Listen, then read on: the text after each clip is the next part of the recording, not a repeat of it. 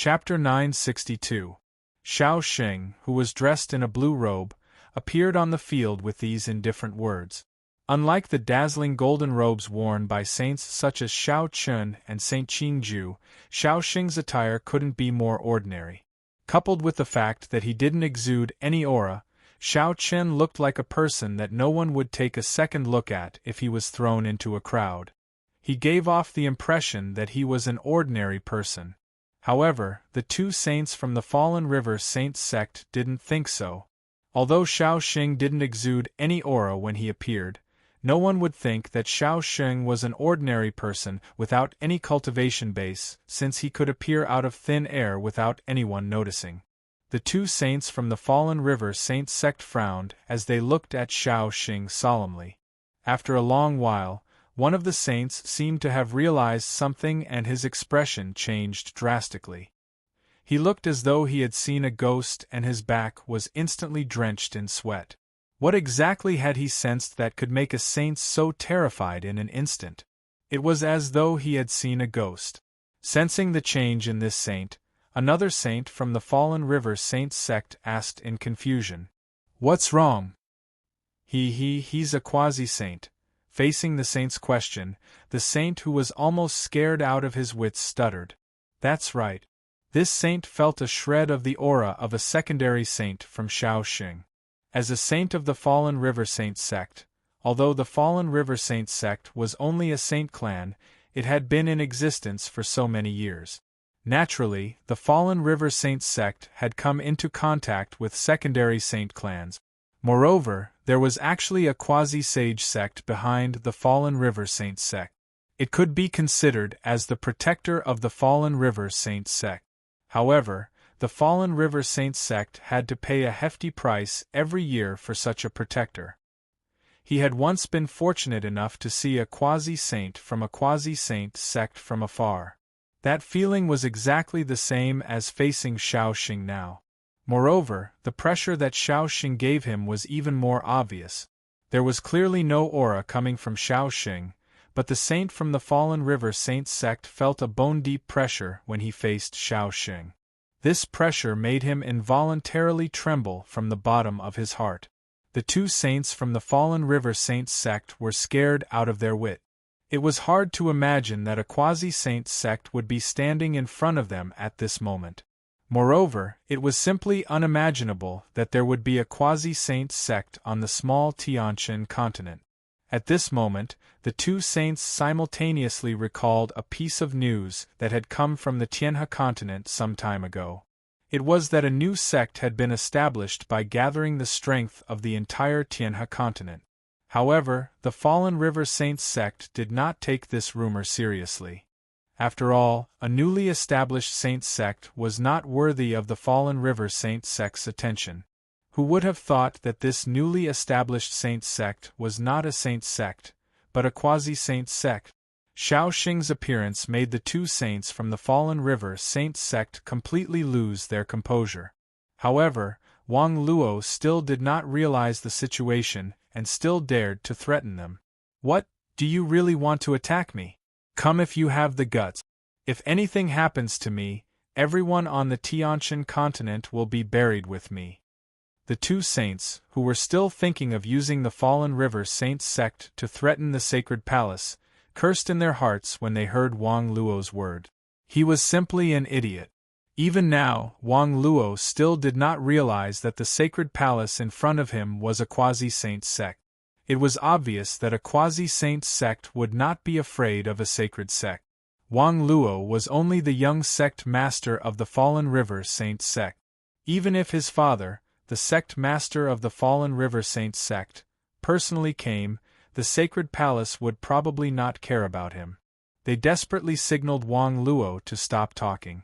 In the end, one of the saints did not even care about Wang Luo's identity and forcibly restrained him, not allowing him to continue speaking. The other saint cupped his hands and bowed to Shao Xing, his forehead drenched in cold sweat. "My lords, please forgive us. Our young sect master is young and insensible. If he has offended you in any way, I hope that you will be magnanimous. In the future, the Fallen River Saints sect will definitely give you an explanation. A sacred sect, an existence that could easily destroy the Fallen River Saints sect. How could they dare to be presumptuous? Their attitude was very humble, but when Wang Luo saw this, he scolded angrily, "What are you doing? As a saint of the Fallen River Saints sect, how can you be so humble? How shameful! Let me go, let me go." Wang Luo felt that the Fallen River Saints sect didn't need to lower their heads to the Saint Palace at all. Hearing his words, the two saints of the Fallen River Saints sect simply wanted to kill Wang Luo directly. He was simply an idiot. Seeing the saint of the Fallen River Saints sect groveling, Xiao Chun and the others, including Saint Qingju, did not say anything. Only Xiao Xing said indifferently, "Explanation? No need to go through so much trouble. Today, the few of you are here to explain. Since you have come to the Tianqian continent, there is no need to leave. Stay." Xiao Xing's tone was very calm, but when it stopped in the ears of the two saints of the Fallen River Saints sect, it was like a sudden clap of thunder. "It's over," the two of them thought at the same time. Compared to the two saints, Wang Luo was still arrogant as he shouted, "Leave us here? Who do you think you are? I am standing here today. What do you dare to do to me?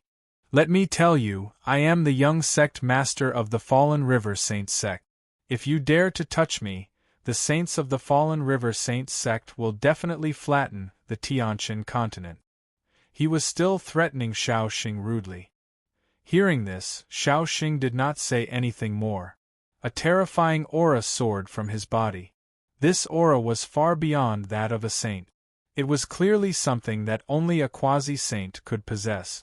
When he sensed the aura, the saint of the Fallen River Saints sect who spoke earlier had a change in expression. He immediately knelt on the ground and begged Xiao Xing for mercy. "Quasi-sage, we didn't do it on purpose. Please be magnanimous and forgive us." Quasi-saint was the title of a quasi-saint. Only a quasi-saint was worthy of this title. However, in the face of this saint's begging, Xiao Xing smiled faintly. Then, he slowly reached out his right hand. Without any visible movement, he grasped the air. A huge palm formed from spiritual energy appeared out of thin air. Then, without any resistance, it grabbed the saint of the Fallen River Saints sect. With a bang, the saint of the River Fall Sacred sect was crushed to death by Xiao Xing's hand. I said, "Since you are here, stay. Begging for your collection, begging for monthly votes, begging for recommendations." Chapter 963. Following Xiao Xing's words, the saint from the Fallen River Saints sect exploded. His physical body and saint's soul were completely obliterated. Wang Luo was stunned when he saw a saint expert being crushed by Xiao Xing so easily. He no longer cursed angrily and did not dare to struggle in the slightest. By now, no matter how stupid Wang Luo was, he could guess that Xiao Xing was a quasi-saint supreme venerate. A sect with a quasi-saint supreme venerate was undoubtedly a quasi-saint sect.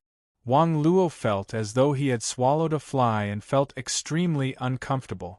He was indeed courting death. He had actually come to a quasi-saint sect to snatch someone and had even spoken so arrogantly. Wang Luo's heart was like stagnant water. His excitement from seeing Hundred Flower Fairy again was completely extinguished as though a bucket of cold water had been poured over his head.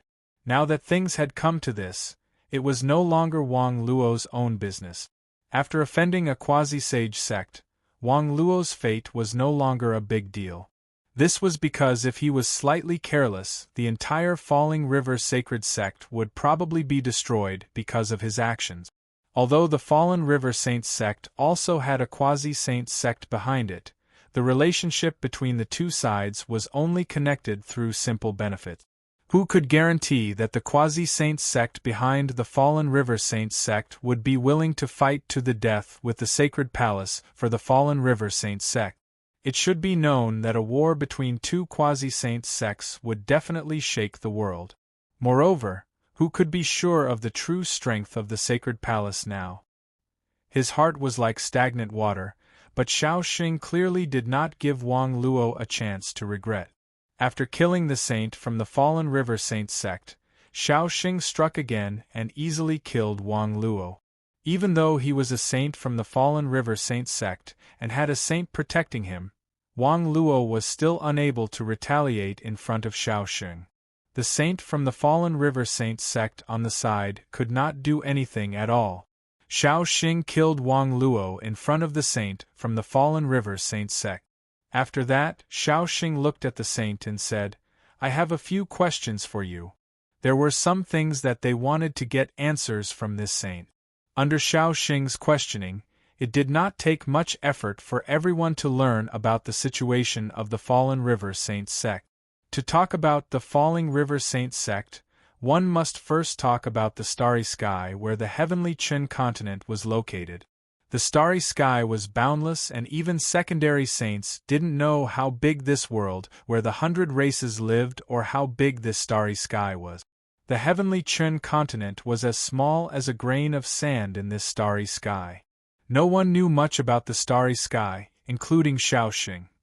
After asking the fallen river saint sect's saint, everyone found out that the starry sky where the heavenly Qin continent was located was called the Northern Star Boundary. The entire North Star realm was vast and boundless. Its surface area could no longer be described as large. It was as if there was no end to it. In this vast and boundless North Star realm, there were a total of over 300 known continents, including almost all the races. On these 300 continents, there were a total of over 100 saint class families under the sect masters. These sect master sects formed the backbone of the North Star realm, but they were not the overlords of the North Star realm. In the North Star realm, the ones who could truly dominate a region were the 6 major secondary saint sections. These 6 major secondary saint sects each occupied a region and controlled the entire North Star realm. Almost all the sect master sects had chosen to attach themselves to one of the secondary saint sections. There was no other way. If one wanted to survive in the North Star realm, one had to choose to attach themselves to one of the secondary saint sections. Otherwise, it would be impossible to survive. Of course, the reason why the Tianhe continent and the heavenly Qin continent were not like this was entirely because the heavenly Qin continent was located in a remote place. It was so remote that the 6 major secondary saint sects looked down on it. It was precisely because they looked down on it that none of the 6 major secondary saint sects wanted to waste time in this remote place. Therefore, the 4 continents in the Tianhe continent, the heavenly Qin continent, the northern demon continent, and the blood demon continent had never come into contact with the secondary saint sections. The Falling River Saint sect was located in the Great Divinity continent, which was a continent headed by the God clan. On the Great Divinity continent there was also a quasi-saint sect. However, this quasi-saint sect was established by the God clan and was called the Supreme Deity sect. In fact, in the North Star realm, the human race did not have a good life because none of the 6 major secondary saint sects were founded by the human race. In other words, the human race did not have much say in the North Star realm because there were no secondary saint sects in the human race. The Supreme Saint sect of the divine race, the demonic sky palace of the demon race, the myriad beast valley of the beast race, the night ghost pavilion of the Guizhu, the Liwang sect of the brute race, the 9th heaven of the divine race. There was no human race in these 6 major secondary saint sects at all. However, this was in the past. Now, with the breakthrough of Xiao Xing and the other 3 and the transfer of power from the sacred palace, the human race finally had a secondary saint sect to oversee the North Star realm. Perhaps it was for this reason that the Saint of the Falling River Saint sect had told everything to Xiao Xing without hiding anything because Xiao Xing had killed Wang Luo. Perhaps in the saint's heart, Wang Luo was too insignificant compared to the entire human race. Even though Xiao Xing had killed Wang Luo, he was still a secondary saint and a secondary saint of the human race. Therefore, the saint of the human race could only disrespect the human race's secondary saints because of Wang Luo's death. The human race needed a quasi-sage too much. At the same time, they also needed a quasi-sage sect. This way, the human ancestor would have more say in the North Star boundary. He would no longer be a fish on the chopping block of other races like before. He could also guess what the saint was thinking. At the same time, his respect for Shaoxing was absolutely from the bottom of his heart. Therefore, after hearing his words, Shaoxing did not kill him again. He just looked at him and said indifferently, "I'll let you live. Go. You should know how the Falling River Saint sect should choose. If there is a next time, you should know what will happen to the Falling River Saint sect." First of all, there was no deep hatred between the two sides. To put it bluntly, it was because Wang Luo had courted death. Now that Wang Luo had been killed, there was no need for Shaoxing to be so ruthless. Secondly, they were all from the human race. In the North Star boundary, the human race was not the only race that existed. In fact, the human race was not considered a strong race in the North Star boundary. They had always had to act according to the wishes of other races. With strong enemies surrounding them, if the human race still fought among themselves, it would only benefit other races. Therefore, Shaoxing did not do anything to the Falling River Saint sect. Of course, this was on the premise that the Falling River Saint sect was tactful. If the Falling River Saint sect did not know what was good for them, Shaoxing would not be polite. Begging for your collection, begging for monthly votes, begging for recommendations. Chapter 964. Upon hearing Shaoxing's words, the saint from the Fallen River Sacred Sect bowed respectfully. "Thank you, Supreme Sovereign." The saint from the Fallen River Sacred Sect didn't have much hatred for Shaoxing and the Sacred Palace. Compared to Wang Luo's death, the human race needed a quasi-saint sect. Only then could the human race have more say in the North Star boundary. After bowing and leaving, Shaoxing and the others didn't stop them. They watched as the starship from the Fallen River Sacred Sect rose into the sky and quickly disappeared into the clouds. Shaoxing and the others also returned to the Sacred Palace. From the saint from the Fallen River Sacred Sect, everyone had a rough idea of the North Star boundary's situation. The heavenly Chun continent had always been located in the North Star boundary. Unfortunately, because it was located far away, the heavenly Chun continent had no contact with the other continents in the North Star boundary. On the way back to the dustless Sacred Hall, although Shao Chen didn't say anything, Qin Shuru and the other two girls already knew from his expression that Shao Chen was already fascinated by the boundless North Star boundary. "What's wrong? Does my husband want to go to the North Star boundary to train?" Sitting beside Shao Chen, Hundred Flower Fairy smiled. Hundred Flower Fairy's words had indeed touched Shao Chen's heart. After hearing about the North Star boundary, Shao Chen indeed wanted to go to the North Star boundary to train. If a person didn't even see what the world they lived in was like with their own eyes, wouldn't they have lived in vain? However, now wasn't the time to leave. The Sacred Palace had just been established. As the leader of the 10 Chosens, Shao Chen obviously couldn't leave at this time. Only when the Sacred Palace was truly stabilized could Shao Chen set his mind at ease. With a look of longing on his face, Shao Chen didn't deny Hundred Flower Fairy's words. He said indifferently, "The North Star boundary. One day I will definitely go there." "Big brother Shao Chen, I'm afraid you won't have to go to the North Star boundary to train yourself when the time comes," Gu Lingyao said when she heard Shao Chen's words. "Oh, what does Lingyao mean?" Shao Chen asked. "Are you stupid? Big brother Shao Chen, think about it. Now that the Sacred Palace has become the only quasi-saint sect in the North Star boundary, the other forces in the North Star boundary will naturally take the initiative to contact the Sacred Palace, including the other 6 quasi-saint sections. This way, won't brother Shaoxing be able to come in contact with the other forces and races in the North Star boundary?" Gu Lingyao's words. Shao Chen nodded in agreement when he heard her words. It was indeed as Gu Lingyao had said. The sudden emergence of a quasi-saint sect would naturally cause a sensation in the North Star boundary. It wouldn't be long before many forces would take the initiative to contact the sacred palace. When that time came, the sacred palace would naturally integrate into the North Star boundary.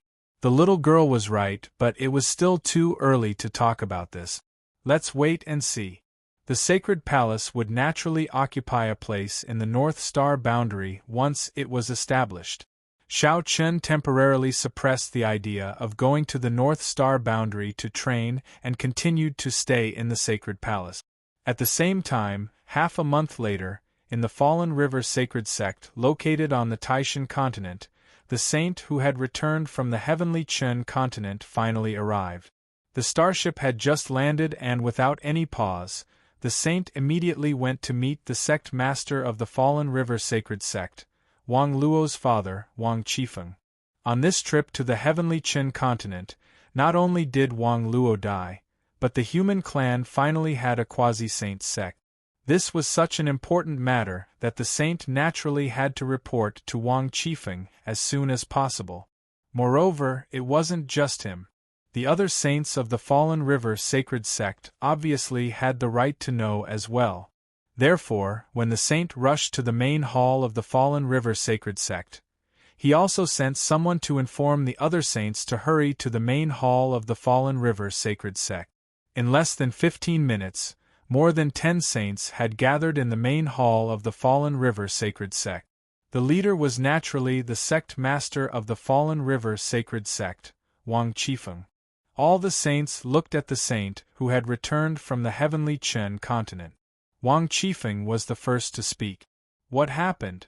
Why did you gather everyone in the main hall?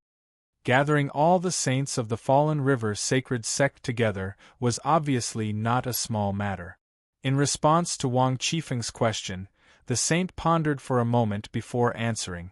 Sect Master, this trip to the heavenly Chen continent is indeed a big matter.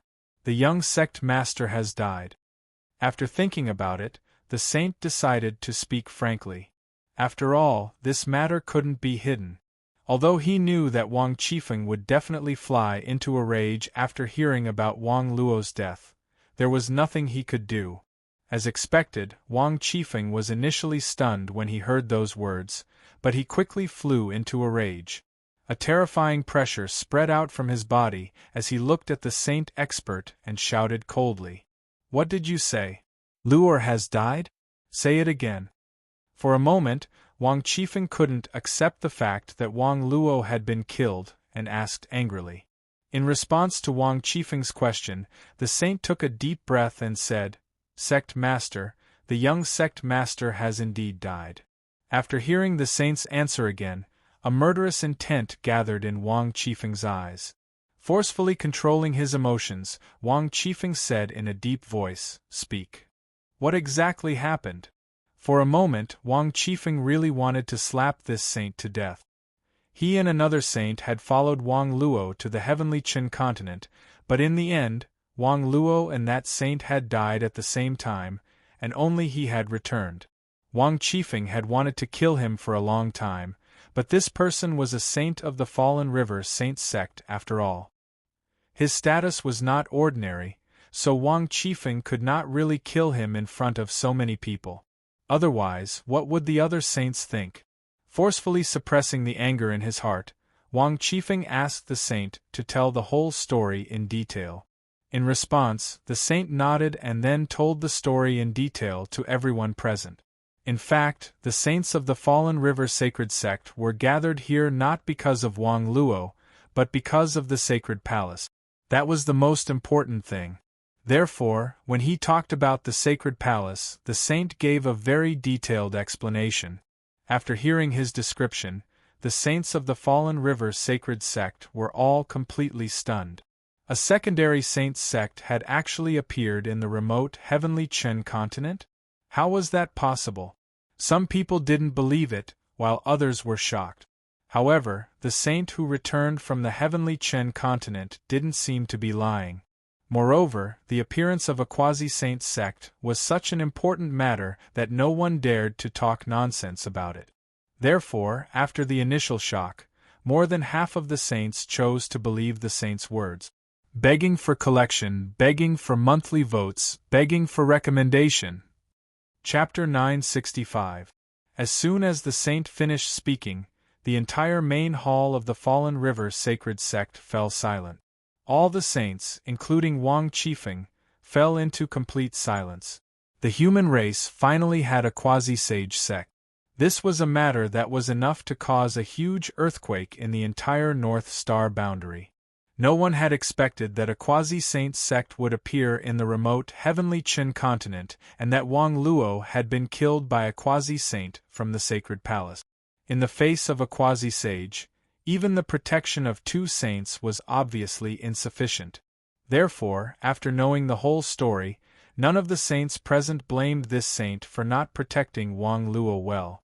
After all, in the face of a quasi-sage, it was already very difficult for a saint to protect himself, let alone protect others. After a moment of silence, one of the saints sitting below Wang Qifeng looked at Wang Qifeng. He was the Grand Elder of the Fallen River Sacred Sect and his status was second only to Wang Qifeng's. Therefore, he was more concerned about Wang Qifeng's decision. Wang Qifeng was well aware of Wang Luo's position in Wang Qifeng's heart.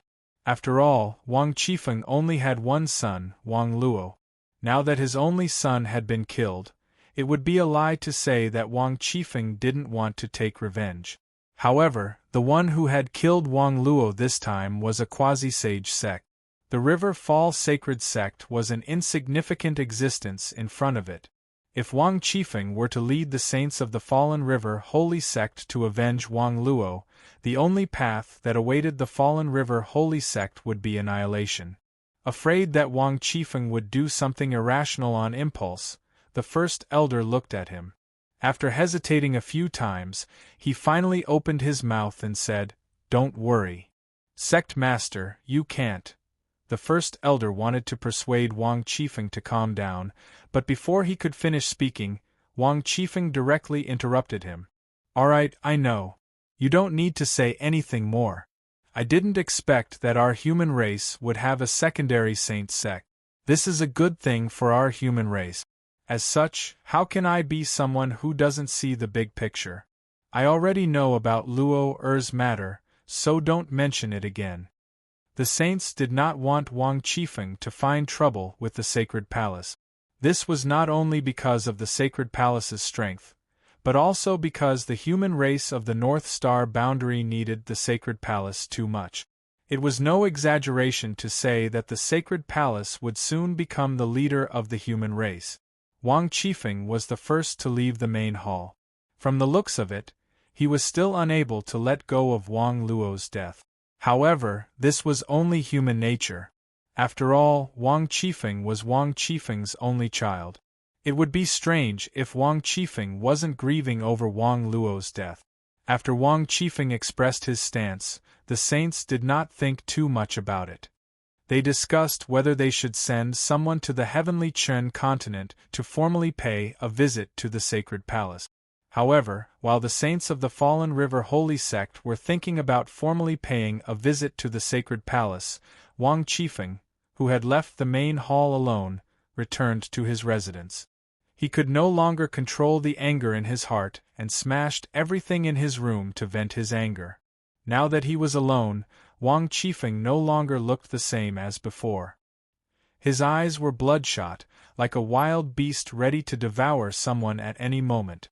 Sitting in the messy room, Wang Qifeng muttered coldly, "Sacred Palace, Divine Palace. How dare you kill my Luo? I don't dare to believe that you're a secondary saint sect of the human race. Even the entire human race cannot compare to my Luo." In Wang Qifeng's heart, the entire human race couldn't compare to Wang Luo. As his voice fell, Wang Qifeng took a deep breath and the anger in his eyes quickly subsided. However, the chill he involuntarily emitted still made people shudder. He absolutely could not let this go. However, if he wanted to deal with the sacred palace, it was impossible to rely on the Fallen River Holy Sect alone. Even if Wang Qifeng was the sect master, the other saints of the Fallen River Holy Sect would obviously not agree to let him deal with the sacred palace. Since he could not use the power of the Fallen River Holy Sect, Wang Qifeng only had one choice left, and that was the Supreme Divine Sect. The Supreme Divine Sect was a secondary saint sect founded by the God race. There were a total of 3 secondary saint great sovereigns in the sect. One of the great sovereigns that Wang Qifeng was familiar with was called Yidun. He believed that the Supreme Divine Sect did not want to see a secondary saint sect appear in the human race. Therefore, Wang Qifeng's first thought was to use the Supreme Divine Sect to destroy the sacred palace and avenge his son. It had to be said that Wang Qifeng's idea was indeed too extreme. He only wanted to avenge his son and had not considered that he, Wang Qifeng, was a member of the human race. Now that he wanted to use a secondary saint sect of the God race to destroy a secondary saint sect of the human race, this was no different from betraying the human race. Wang Qifeng did not hesitate to betray the entire human race for his son. Perhaps it was because of his character that he had raised a son like Wang Luo. No one knew that Wang Qifeng took advantage of the darkness of the night to leave the Fallen River Holy Sect alone and secretly head in the direction of the Supreme Divine Sect. As the ruler of the Great God Continent, the Supreme Divine Sect was located in the center of the Great God Continent. Wang Qifeng finally arrived at the Supreme Divine Sect after one night. Because he had often come to the Supreme Divine Sect in the past, he did not encounter any obstructions. Wang Qifeng smoothly entered the Sky Saint Sect and went all the way to the cave dwelling in the deepest part of the Supreme Divine Sect. This was the cave dwelling of one of the 3 secondary saints of the Sky Saint Sect, Yidun. Wang Qifeng respectfully bowed and said, "Wang Qifeng pays his respects to the Supreme Sovereign." Following Wang Qifeng's words, a deep voice came from within the cave. "Come in." After receiving permission, Wang Qifeng carefully entered the cave dwelling. The cave dwelling was very large. Wang Qifeng saw Yidun sitting cross-legged on a mountain peak. Like other members of the God race, Yidun had long golden hair, fair skin and deep blue eyes. He bowed respectfully to Arden. At the same time, Arden slowly opened his eyes and said calmly, "Is something the matter?" Reporting to the Supreme Sovereign, "There is indeed a matter." "Speak." "A few days ago, our Falling River Saint Sect accidentally discovered a quasi-saint sect founded by the human clan in the heavenly Qin continent. We have confirmed that there are quasi-saint great venerables in it, but we don't know the exact number and cultivation realm." Wang Qifeng did not dare to beat around the bush in front of Yidun and directly stated the purpose of his visit. Of course, Wang Qifeng had already thought of these words. Begging for collection, begging for monthly votes, begging for recommendations. Chapter 966. He knew that it was impossible for the Supreme Divine Sect to avenge him. After all, in the Supreme Divine Sect's eyes, Wang Qifeng was worse than a dog. Furthermore, Wang Qifeng wasn't a member of the divine race, but a member of the human race. The Supreme Divine Sect couldn't care less about an outsider. Therefore, Wang Qifeng didn't mention a single word about his son's death. He only told Adin about the emergence of a quasi-sage sect on the Tianqian continent. He believed that the Supreme Divine Sect definitely didn't want to see the rise of the human race. After all, the rise of the human race meant that the original structure of the North Star boundary would be broken and the current benefits would be redistributed. As expected, Adin's interest was piqued when he heard Wang Qifeng's words. He glanced at Wang Qifeng indifferently and said, "How can you be sure that the Sacred Palace is a quasi-sage sect? Can you see through a quasi-sage's cultivation?" Wang Qifeng naturally couldn't see through a quasi-sage's cultivation, so how could he be sure? Wang Qifeng hurriedly explained when he heard Adon's words. "Great sage, this lowly one naturally can't see through the cultivation base of a quasi-saint. However, a saint of my Falling River Saint sect was killed by him in a single move. I think that only a quasi-saint can kill a saint with a single move." Wang Qifeng recounted the entire incident to Aden. Aden was silent for a moment when he heard Wang Qifeng's words. Then, a mocking look appeared in his eyes. In that case, as a member of the human race, why are you telling me this? You must know that the human race has been looking forward to the birth of a quasi-sage sect for a long time.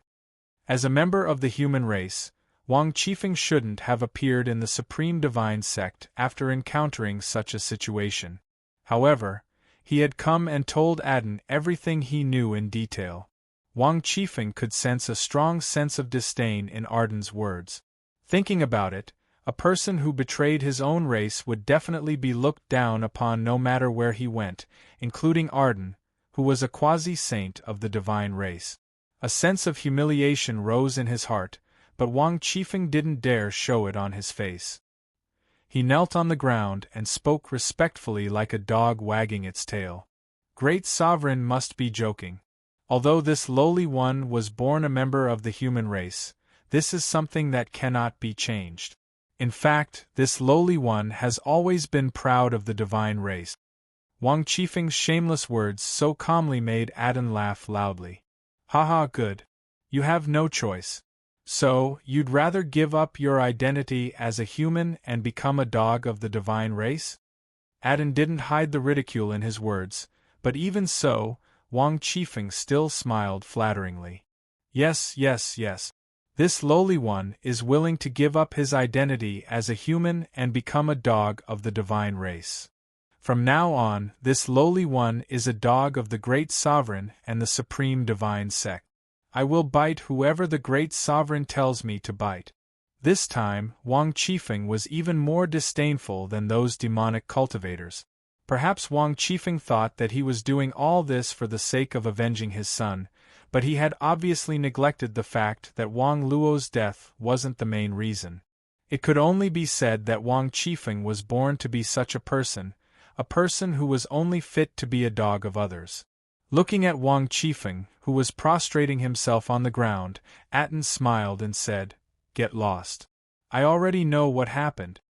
If Wang Qifeng didn't even treat himself as a human, then there was no need for Aten to treat Wang Qifeng as a human either. Wang Qifeng nodded repeatedly and respectfully left Aten's cave residence.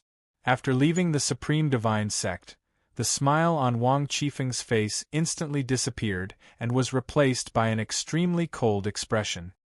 It's all because of the Divine Palace. If it weren't for that, how could I have fallen to such a state? This time, I'd like to see how the Divine Palace will resist the Supreme Divine Sect. He blamed all the humiliation on the Divine Palace, but didn't realize that this had nothing to do with the Divine Palace. It was all Wang Qifeng's fault. He was born to be a dog. Wang Qifeng had secretly met with Yadun and even told him some embellished stories. As such, the Supreme Divine Sect obviously couldn't stand idly by. Wang Qifeng, on the other hand, only needed to quietly watch from the sidelines as the sacred palace was destroyed. He pretended that nothing had happened and returned to the Fallen River Sacred Sect, continuing to cultivate as usual.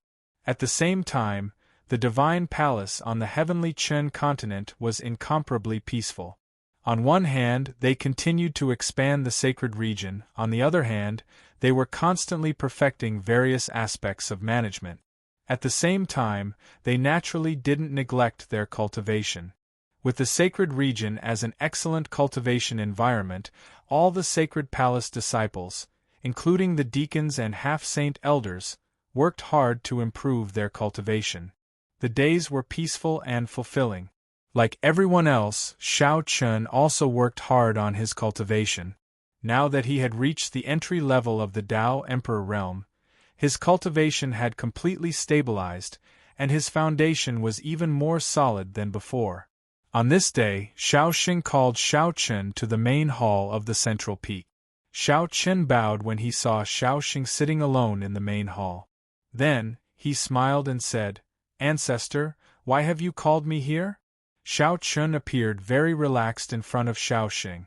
He didn't feel the slightest pressure of facing a quasi-saint great sovereign. Seeing Shao Chun's smile, Shao Xing also smiled, and threw a technique relaying jade to Xiao Chen. "What's this?" Xiao Chen asked in confusion as he received the technique relaying jade. "You'll know when you see it for yourself." Xiao Xing smiled faintly in response to Xiao Chen's question. "See for yourself." Upon hearing that, Xiao Chen didn't hesitate and used the technique relaying jade on the spot. Then, all the information recorded in the technique relaying jade rushed into Xiao Chen's head. This wasn't the first time Xiao Chen used the technique relaying jade. However, he had never seen such a huge amount of information recorded in the technique relaying jade.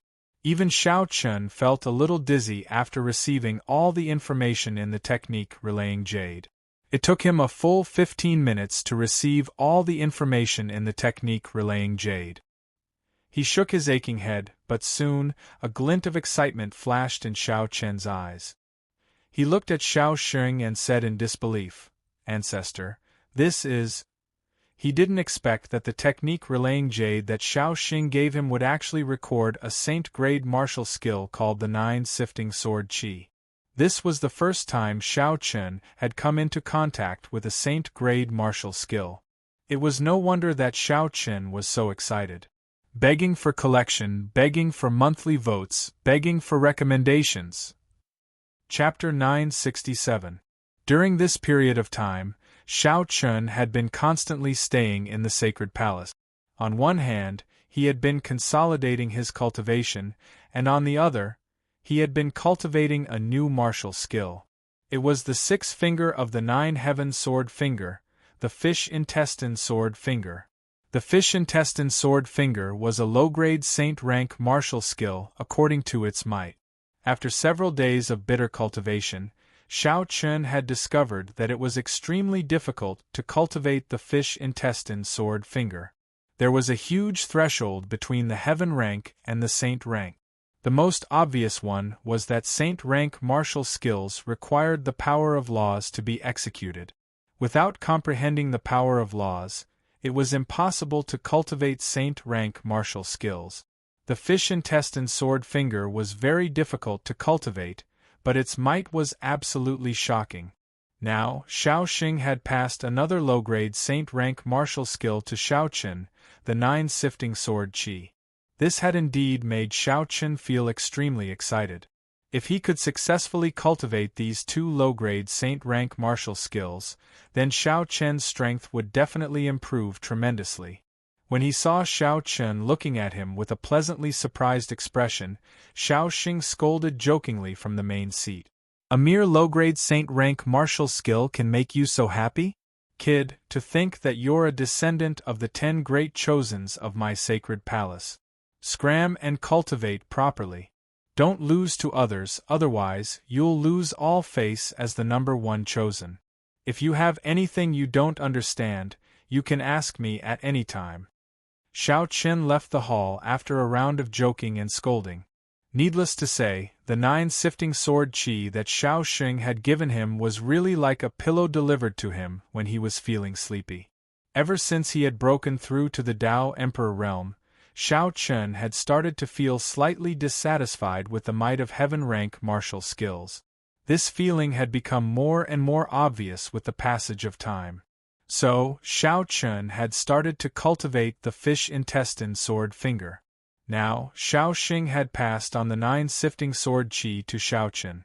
In this way, Xiao Chen would have 2 low-grade saint-rank martial skills in his possession. This would definitely improve his offensive strength by a huge margin. His offensive methods had improved by another level. Of course, the prerequisite for this was that Xiao Chen had to master the fish intestine sword finger and 9 Sword Qi. However, Xiao Chen wasn't worried about this. It was only a matter of time.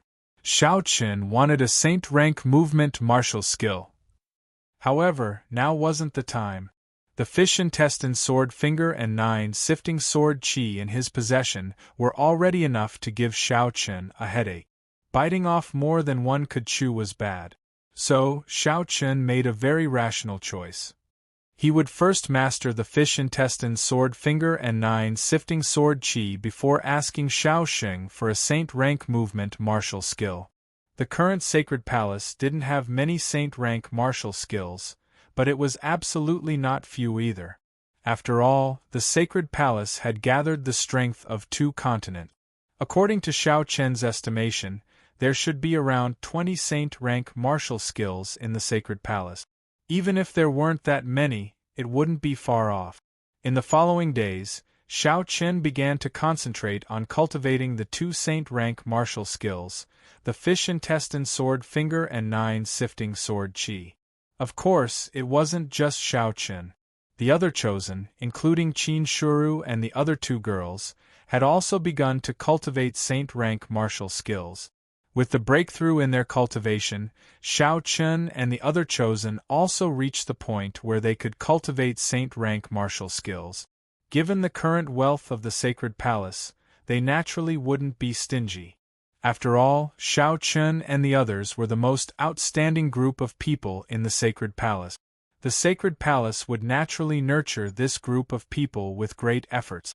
Time passed very quickly as Xiao Chen was completely immersed in the cultivation of the saint-rank martial skills. In the blink of an eye, a month had passed. Unfortunately, Xiao Chen still hadn't mastered the fish intestine sword finger and 9 sifting sword qi. He hadn't even reached the entry level. The difficulty of cultivating a saint-rank martial skill was indeed too great. It was at least 10 times more difficult than cultivating a heaven-rank martial skill. It was no wonder that many of the half-saint elders in the sacred palace didn't know any saint-rank martial skills. However, Xiao Chen wasn't discouraged. He continued to cultivate every day. One morning, while Xiao Chen was cultivating the 9 sifting sword qi in his cave dwelling, a golden starship slowly descended outside the heavenly Qin continent. The golden starship was very large. It was at least 1,000 meters long.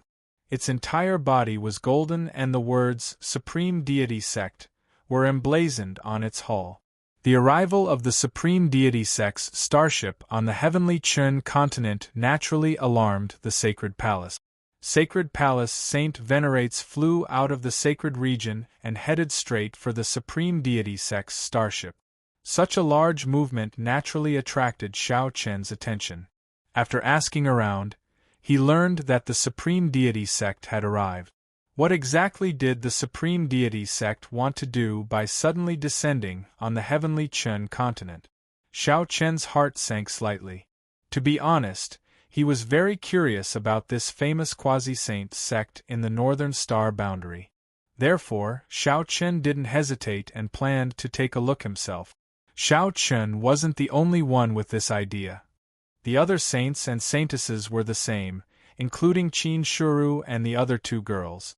Therefore, when Xiao Chen left the dustless sacred hall with Qin Shuru and the other 2 girls, the saints and saintesses from the other sacred halls appeared one after another.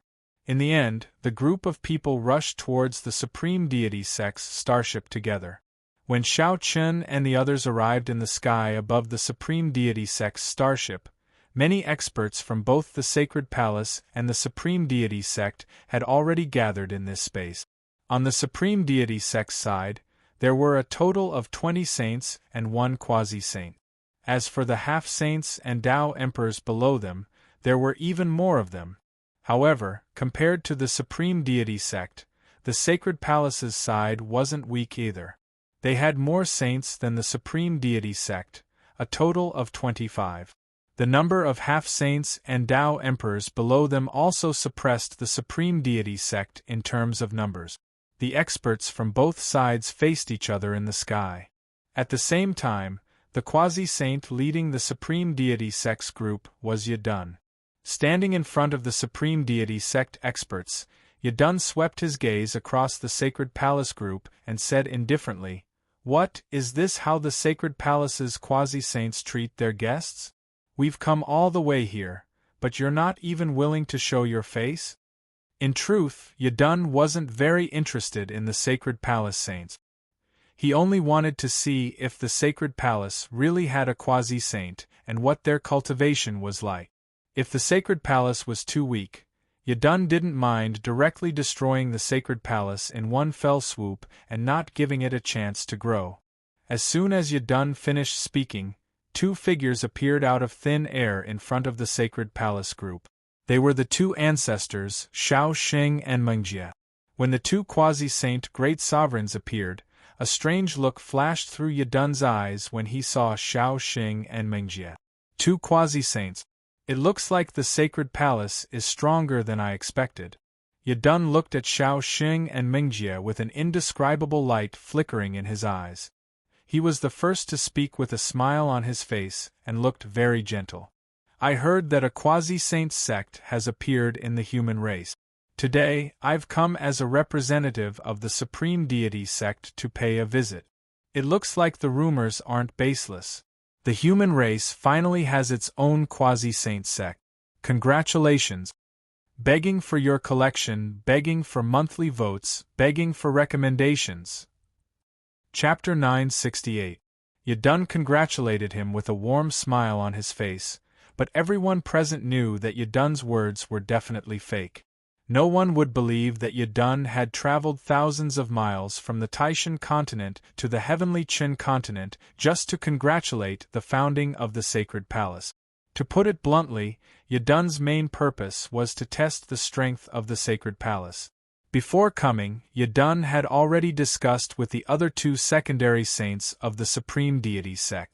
On this trip to the heavenly Qin continent, if the sacred palace was weak, then Yadun would directly destroy them. If the sacred palace was strong, then they would wait and see.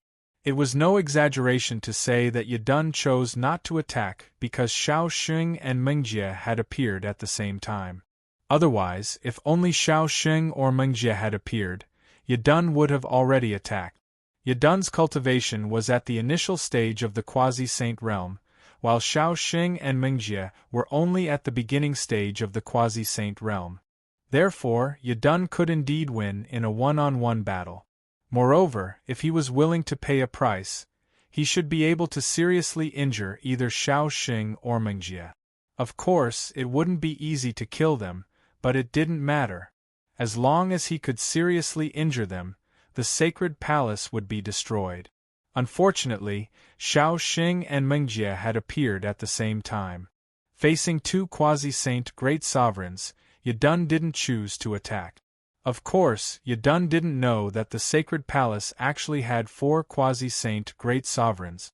However, Shao Xing and the others weren't stupid enough to expose their trump cards. Therefore, in the face of the arrival of the Taishan sect, only Shao Xing and Mengjie showed up. As for Randang and Ice Lotus, they hid in the dark and had no intention of showing up for the time being. Shao Xing smiled at Yadun's congratulations. The Taishan sect, one of the 6 great quasi-saint sects of the North Star boundary, has personally come to congratulate us. Our sacred palace must thank you. He didn't expose Yadun's intentions. Given the current situation, the Taishan sect indeed didn't want the sacred palace to rise to prominence.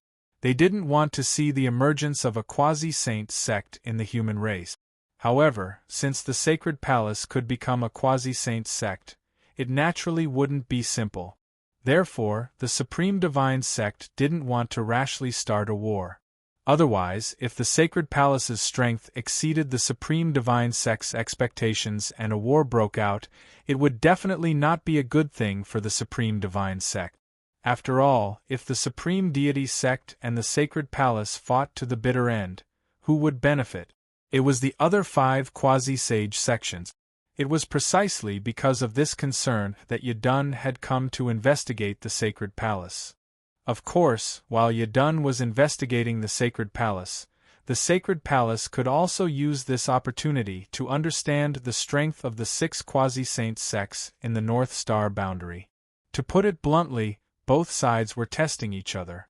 Before they understood each other's background, both sides would maintain restraint. This was also why Shao Xing didn't expose Yadun's intentions. Yadun's smile didn't diminish in the face of Shao Xing's reply. Afterwards, Shao Xing took the initiative to invite Yadun to the sacred palace as a guest. Yadun naturally wouldn't refuse. Anyone could see that the Supreme Divine sect didn't come with good intentions, but at this very moment, both sides appeared very friendly. In particular, Shao Xing and Yadun seemed like a pair of good friends who hadn't seen each other for many years as they headed towards the sacred palace together. Along the way, Gu Lingyao curled her lips and said, "What a hypocrite. He clearly doesn't have good intentions, but he still has the face to go to the sacred palace. If you want to fight, then fight." The little girl was clearly very dissatisfied with Yadun's hypocrisy, but Shao Chen smiled and rubbed Gu Lingyao's head. A war between two quasi-saint sects isn't something that can be fought on a whim. Do you think it's an arena match? Putting aside the strength of the quasi-saint sects, just based on their influence alone, the entire North Star boundary will be thrown into chaos if the two quasi-saint sects start a war. Don't forget, there are many sacred sects that rely on the quasi-saint sections. When the time comes, these sacred sects will definitely participate in the war. The scope of the war is too wide, so we must be careful. Shao Chen could understand Yadun and Shao Xing's actions. A war between quasi-saint sects wasn't something that could be fought on a whim, because once the quasi-saint sects started a war, countless people would be affected. What's more, the Sacred Palace and the Supreme Saint sect weren't the only quasi-saint sects in the North Star boundary. Therefore, quasi-saint great sovereigns like Yadun and Shao Xing had to weigh the pros and cons before making a decision. This was because their decision would determine the life and death of countless people. Accompanied by Shao Xing and Mengjie, Yadun and the people from the Supreme Saint sect very quickly arrived at the sacred region. Yadun wasn't too surprised by the sacred region. After all, the Supreme Saint sect also had such a world, so there was nothing to be surprised about. Along the way, Yadun and Shao Xing seemed to be casually chatting, but during the conversation, Yadun constantly probed and inquired about the sacred palace. Of course, Shao Chen was also using Yadun to inquire about the Supreme Saint sect. The two sly old foxes probed each other, and the exchange of words along the way was incomparably exciting. Shao Chen and the others couldn't help but sigh. They were both old foxes. It was true that old foxes were shrewd. Both of them were old monsters who had lived for who knew how many years and had seen all kinds of situations. Therefore, after this round of probing, both of them were a little depressed. There was nothing they could do about it. Whether it was Yadun or Shao Xing, they were both slippery old loaches. It was almost impossible to get anything out of them. Therefore, after probing along the way, the two of them consciously chose to give up. This kind of low-level method was completely useless against old foxes like the two of them. After giving up on the idea of getting any useful information from Shao Xing, Yadun took the initiative to change the topic. "Brother Shao Xing, your sacred palace's scenery is really picturesque. It's much more beautiful than our Supreme Saint sect." "Haha, Brother Yadun must be joking. What's the use of picturesque scenery? In the end, it still depends on strength. In the future, our sacred palace will have to rely on Brother Yadun and the Supreme Saint sect to look after us. After all, our sacred palace is just a small boat and can't compare to a giant ship like the Supreme Saint sect," Shao Xing said with a smile. Comparing the sacred palace to a small boat and the Supreme Saint sect to a giant ship, Yadun knew that Shao Xing was just making things up. One had to know that Shao Xing had never shown the slightest respect to the Supreme Saint sect along the way.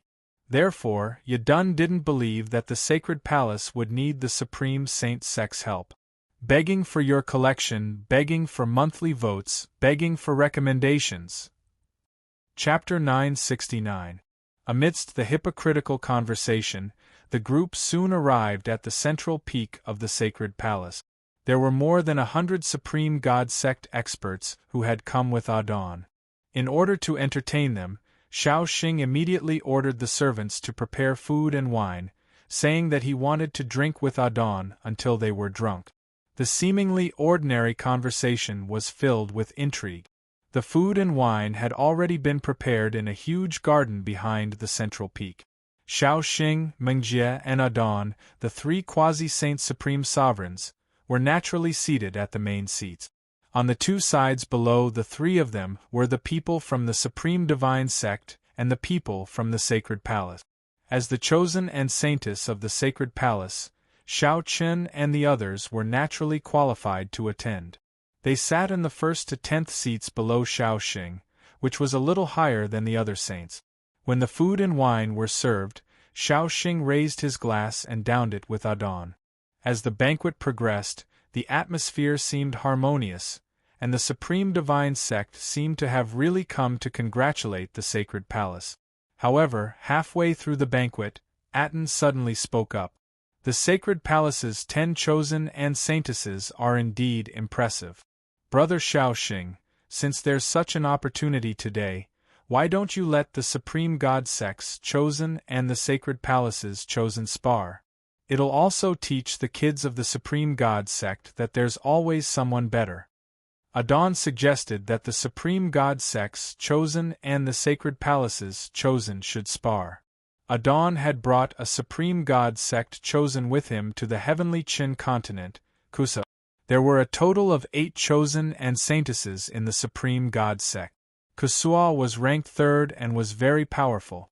Upon hearing Adon's words, Xiao Xing looked directly at the handsome young man sitting in the 1st seat below Adon.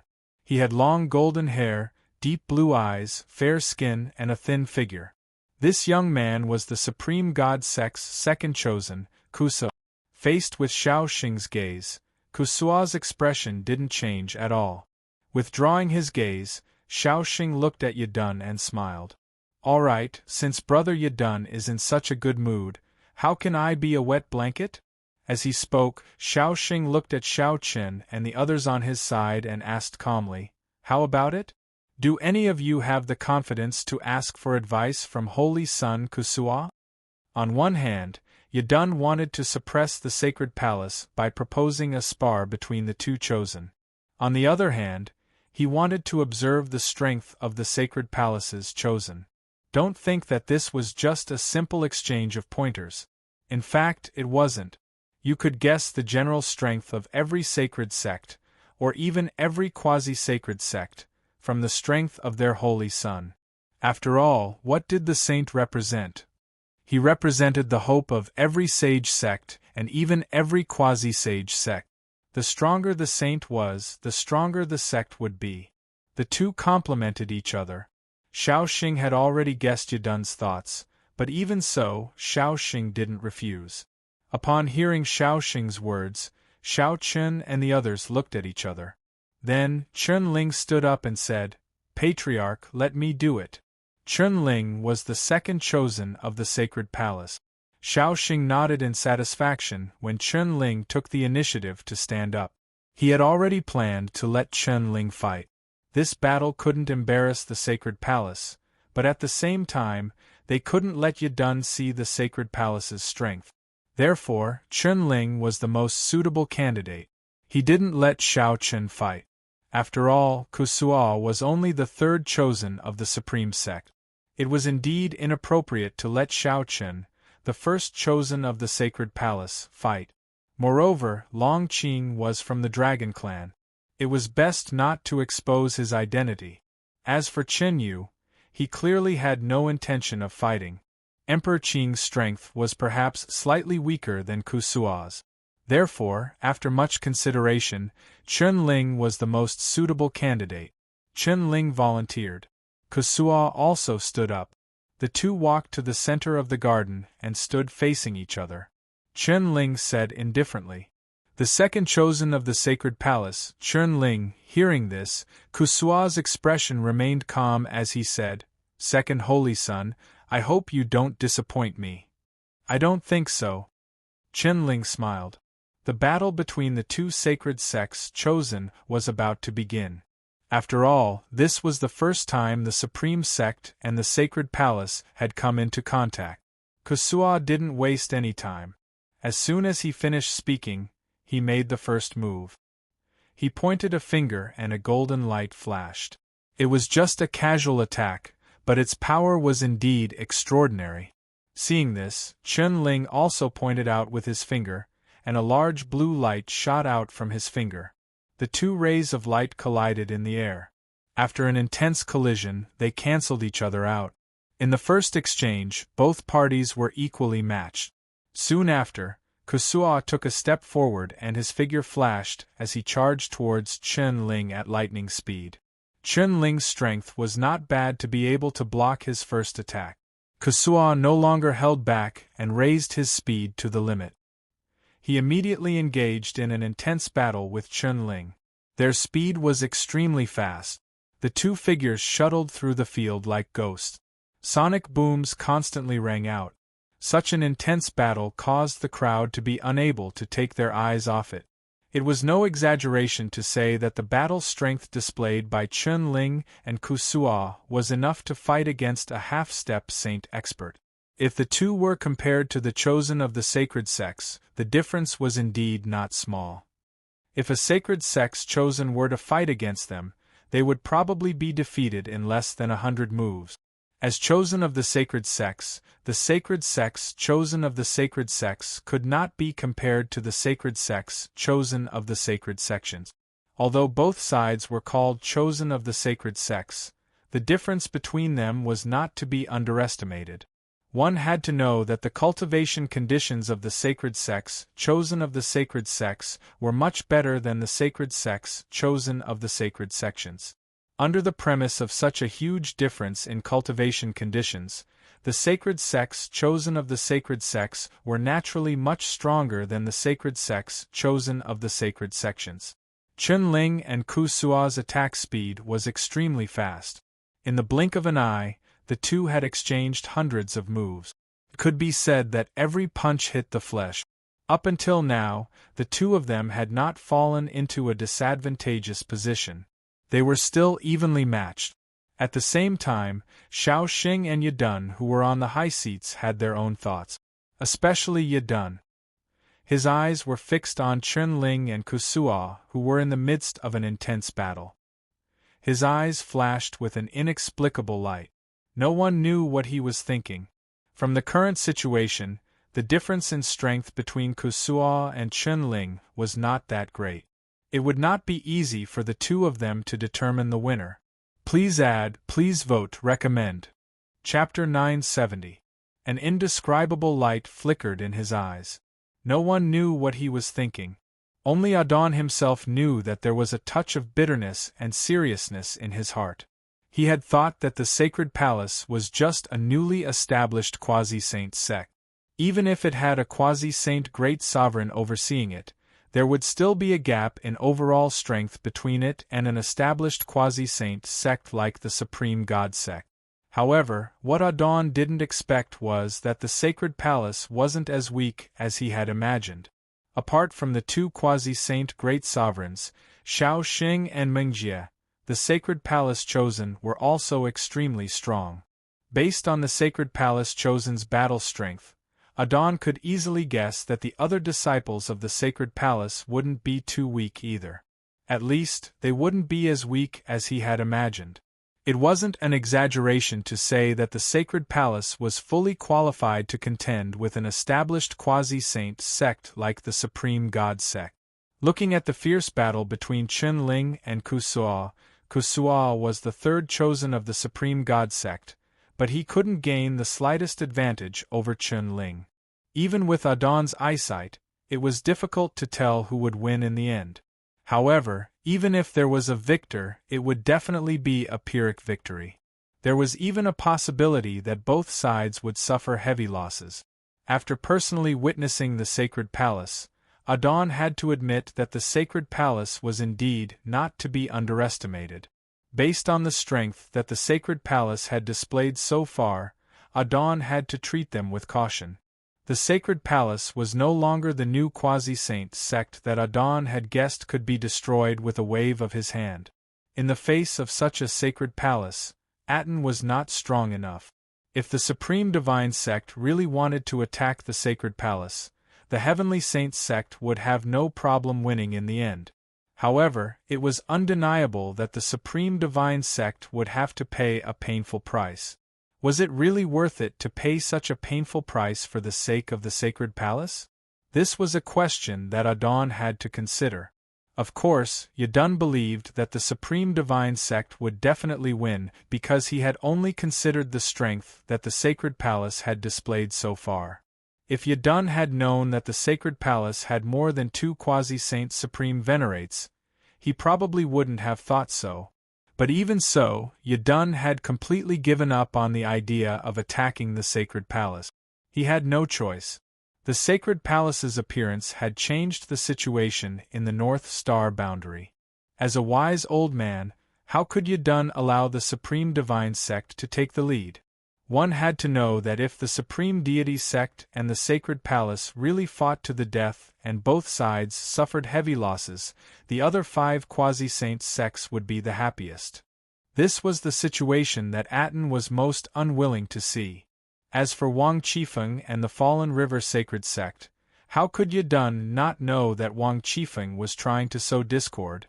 Although he didn't know the reason, Yadun knew right from the start that Wang Qifeng had come looking for him and told him about the Sacred Palace in order to get the Supreme Divine Sect to deal with the Sacred Palace.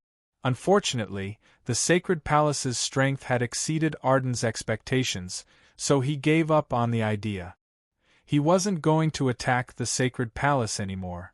After all, there wasn't any conflict of interest between the two sides, and it wouldn't do him any good to act rashly. Looking at Chen Ling and Kusuo, who were still locked in a stalemate, Yadun could tell that the two of them had already gone all out. Every blow that landed was terrifyingly powerful. Watching the two of them fiercely fighting, Yadun suddenly said, "All right, it's just a spar. Both of you can stop." After stopping Chen Ling and Kusuo's battle, Kusuo was the first to stop and took the initiative to retreat. Seeing this, Chen Ling didn't continue to tangle with Kusuo and also chose to stop. He didn't let the two of them continue fighting because Yadun knew that there was no point in continuing. The two of them were close in strength, and it would be very difficult to determine the victor. As the battle stopped, Yadun turned to look at Xiao Xing and smiled. Haha, as expected of an outstanding disciple from a famous sect. The chosen of the Sacred Palace has really opened my eyes. The chosen of the Supreme Deity Sect isn't bad either. Hearing this, Xiao Xing smiled. The two of them looked at each other and smiled. Soon after, the crowd resumed their rescue. For some reason, Yadun didn't continue to probe the Sacred Palace and instead drank and chatted merrily with Xiao Xing. It felt as if he was really there to congratulate the Sacred Palace. Yadun and Xiao Xing chatted happily throughout the banquet. In the end, Yadun took the initiative to bid farewell and invited Xiao Xing to visit the Supreme Divine Sect as a guest. "Brother Xiao Xing, all good things must come to an end. The two of us drank to our heart's content this time. If you have time in the future, feel free to come to the Supreme Divine Sect. I will personally welcome you, Brother Xiao Xing." Yadun smiled. Xiao Xing smiled at Yadun's words. "It's rare for Brother Yadun to come here. How can you not stay for a few more days?" He wanted Yadun to stay on the heavenly Chern continent for a few more days, but Yadun shook his head with a smile. "No, thank you for your kindness, Brother Xiao Xing. There will be plenty of time in the future." Since Yadun insisted on leaving, Xiao Xing naturally wouldn't force him to stay. The two old foxes tried to outwit each other. In the end, when Yadun led his people onto the Supreme Divine Sect's starship, he suddenly turned to look at Xiao Xing and smiled. "Brother Xiao Xing, we hit it off at first sight. There are some things I don't want to hide from you." In fact, the Supreme Divine Sect was only able to learn about the Sacred Palace so quickly because of the Fallen River Holy Sect's sect master, Wang Qifeng. "He came to see me. All right, Brother Xiao Xing, farewell." Without waiting for Xiao Chen's reply, Yadun immediately boarded the starship and left with the group of powerhouses from the Supreme Deity Sect. Watching the Supreme Divine Sect's starship soar into the sky, Xiao Xing stood in the sky with a faint smile on his face. How could Xiao Xing not understand Yadun's intentions? It was a classic attempt to sow discord and have the Sacred Palace attack the Fallen River Holy Sect. Although Yadun had already given up on attacking the Sacred Palace, he was still very happy to cause some trouble for the sacred palace. Moreover, Wang Qifeng and the Fallen River Holy Sect were both from the human race. If the sacred palace attacked the Fallen River Holy Sect, the Supreme Divine Sect wouldn't suffer any losses. They were naturally happy to see that happen. Shaoxing didn't doubt the truth of Yidun's words. He believed that Wang Qifeng had really gone to see Yidun. Moreover, Shaoxing had already guessed what Wang Qifeng had said to Yidun. Otherwise, how could the Supreme Divine Sect have learned about the sacred palace so quickly? A cold light flashed in Shaoxing's eyes. He muttered softly, then turned around and returned to the sacred palace. It seems that the Fallen River Holy Sect won't give up until they see the coffin. But that's fine too. It'll give the sacred palace an excuse. Shaoxing returned to the central peak of the sacred palace. In the main hall of the central peak, he summoned Dipankara and Binglian. The four patriarchs sat together in a circle. Clearly, they had something to discuss. Begging for your collection, begging for monthly votes, begging for recommendations. Chapter 971. Shaoxing and the others sat in a circle in the Great Hall and looked at Randang and the others. Shaoxing said indifferently, "It seems that the Supreme Divine Sect has already set their sights on us. However, the Falling River Sacred Sect doesn't know what's good for them. I want to make an example out of them." Yidun's words before he left were clearly to sow discord between the Sacred Palace and the Falling River Sacred Sect. He wanted the Sacred Palace to attack the Falling River Sacred Sect. However, Shaoxing didn't care about this. The most important thing was that the Sacred Palace was basically on the right track. As a newly established quasi-saint sect, the Sacred Palace would inevitably have to deal with the other 6 quasi-saint sects of the North Star boundary. In other words, with the establishment of the Sacred Palace, it would sooner or later integrate into the North Star boundary.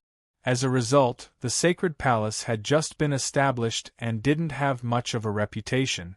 At this moment, the Sacred Palace urgently needed to establish its prestige and let the other sects and forces of the North Star boundary know that the Sacred Palace wasn't to be trifled with. At the same time, it also told the other sects and forces of the North Star boundary that the rise of the Sacred Palace was inevitable. It was clear that many people didn't want to see the rise of the Sacred Palace. After all, the emergence of a new quasi-saint sect meant that it would destroy the interests that had been previously divided. As a result, instead of tolerating everything, the Sacred Palace might as well kill to establish its prestige. The Falling River Sacred Sect was the best target at the moment. They had bumped into the muzzle of the spear. Knowing Shaoxing's thoughts, Randang, Binglian, and Mengjie pondered for a moment before speaking. It's not impossible to attack the Falling River Sacred Sect, but Shaoxing, the Falling River Sacred Sect is still a human force. If we directly destroy them, I'm afraid the other human forces will be dissatisfied. The Sacred Palace was a quasi-saint sect established by the human race, and the Falling River Sacred Sect was also a human force. If the Sacred Palace attacked the Falling River Sacred Sect, it would be tantamount to killing one of their own. It wouldn't be good if word of this spread. Knowing what Randang was worried about, Shaoxing smiled and said, "Who said that we are going to destroy the Fallen River Holy Sect? We are just cleaning up the black sheep inside the Fallen River Holy Sect." Shaoxing had never thought of destroying the Fallen River Saint Sect. His target this time was only the sect lord of the Fallen River Saint Sect, Wang Qifeng. Killing him and supporting another elder to become the sect lord of the Fallen River Saint Sect was Shaoxing's real goal. At the same time, Shaoxing wanted to use this opportunity to bring the Sacred Palace into the sights of the other quasi-sage sects in the North Star boundary and pave the way for the rise of the Sacred Palace in the future. They didn't need to destroy the Falling River Saint Sect, they only needed to deal with Wang Qifeng. Randang didn't say anything after hearing Shaoxing's words. After some discussion, the four quickly decided that Shaoxing and Mengjie would lead people to the Taishan continent. As for Randang and Binglian, they would continue to guard the sacred palace. It wasn't time for Randang and Binglian to expose themselves yet. It was always good for the sacred palace to hide some trick.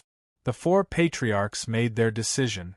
On the other side, Shao Chen, who was in the dustless sacred hall, returned to his cave residence with Qin Shuru and the other two women. However, before they could sit down, a saint from the sacred palace came and told Shao Chen to lead 500 disciples and elders of the Wuchen sacred palace to prepare to leave for the Taishan continent tomorrow. This time, Shao Xing planned to bring Shao Chen's Wuchen sacred palace, Chun Ling's Lingyun sacred palace, and Chang Qing's Thousand Dragon sacred palace along with them. A total of 1,500 experts from the three holy temples, including Shao Chun and the other two holy sons, as well as Shao Xing and Mengjie, were deployed. Such a force was enough to easily suppress the Fallen River holy sect. Shao Chen was slightly taken aback when he heard the saint's words, but then he nodded and agreed. Shao Chun hadn't expected that Shao Xing would lead people to the Taishan continent. However, since he had already made his decision, Shao Chen naturally couldn't say anything. Moreover, Shao Chen was looking forward to going to the Taishan continent. He had seen the saint of the Taishan sect with his own eyes. He was indeed very strong and could fight evenly with Chun Ling. Shao Chen also wanted to fight the saint of the Taishan sect. The news that Shao Xing and Mengjie were going to lead people to the Taishan continent quickly spread. Shao Chun and the other saints from the three sacred palaces would follow them. For a moment, Hu Fei, Emperor Qing, and the other saints were envious. They hadn't received any orders from the saints. In other words, they couldn't go to the Taishan continent and could only stay in the sacred palace. They had long wanted to go out and see the prosperity of the North Star boundary, but unfortunately, they didn't have the chance this time. Early the next morning, Shao Chun, Chun Ling, and Chang Qing each led 500 experts from the sacred palace to the central peak. Then, Shao Xing and Mengjie also appeared. Everyone boarded the starship and left the sacred palace, heading towards the Taishan continent. During the establishment of the sacred palace, Shao Xing and the other saints had built a few more starships. The starship that Shao Chun and the others were on was a newly built one. It was silver-white in color and nearly 1,000 meters long. It was huge, and the words, Sacred Palace, were engraved on the ship's hull, indicating that the starship belonged to the Sacred Palace. Shao Chun, Long Qing, Chun Ling, and Qin Shuru were sitting together in the starship's hull. Shao Chun had already told Shao Chun and the others the purpose of this trip. Shao Chun and the others didn't care too much about it. A mere Fallen River sacred sect wasn't worth their attention. Shao Chun and the others were really looking forward to the Taishan sect. They didn't know if they would have the chance to fight the chosen of the Taishan sect on this trip to the Taishan continent. After taking a sip of wine, Shao Chun looked at Chun Ling and smiled. "Big brother, how is Kusua's strength? Are you really not confident in defeating him?" Only Chun Ling had fought with the chosen of the Taishan sect before. As they chatted, Shao Chun asked curiously. In response to Shao Chun's question, Chun Ling smiled and said, "He's very strong. I'm afraid it would be difficult to determine the victor between us in a simple exchange of pointers. However, if it was a life-and-death battle, the victor should be 50-50. He wasn't exaggerating. Kusua was indeed very strong. Even if it was a life-and-death battle, Chun Ling and Kusua would have a 50-50 chance of winning. Chun Ling didn't have absolute confidence in defeating him. Hearing this, Shao Chen's anticipation grew. The chosen of the quasi-saint sects were indeed not to be underestimated. Each of them was boundlessly strong. However, it was precisely because of this that it was more interesting. He was looking forward to this trip to the Taishan continent. If he could personally exchange pointers with the chosen of the Taishan sect, then this trip would really be worth it. Seeing the faint fighting spirit in Shao Chen's eyes, Chun Ling smiled and said, "It seems that this trip to the Taishan continent will be very exciting. Begging for your collection, begging for monthly votes, begging for recommendations. Chapter 972. Xiao Chun and the others did not know much about the Taishan continent. Or rather, they knew very little about the entire North Star boundary. Because of this, Xiao Chun was looking forward to the trip to the Taishan continent. In the starry sky, the sacred palace starship quickly cut through the starry sky and headed straight for the Taishan continent. They did not encounter any trouble along the way.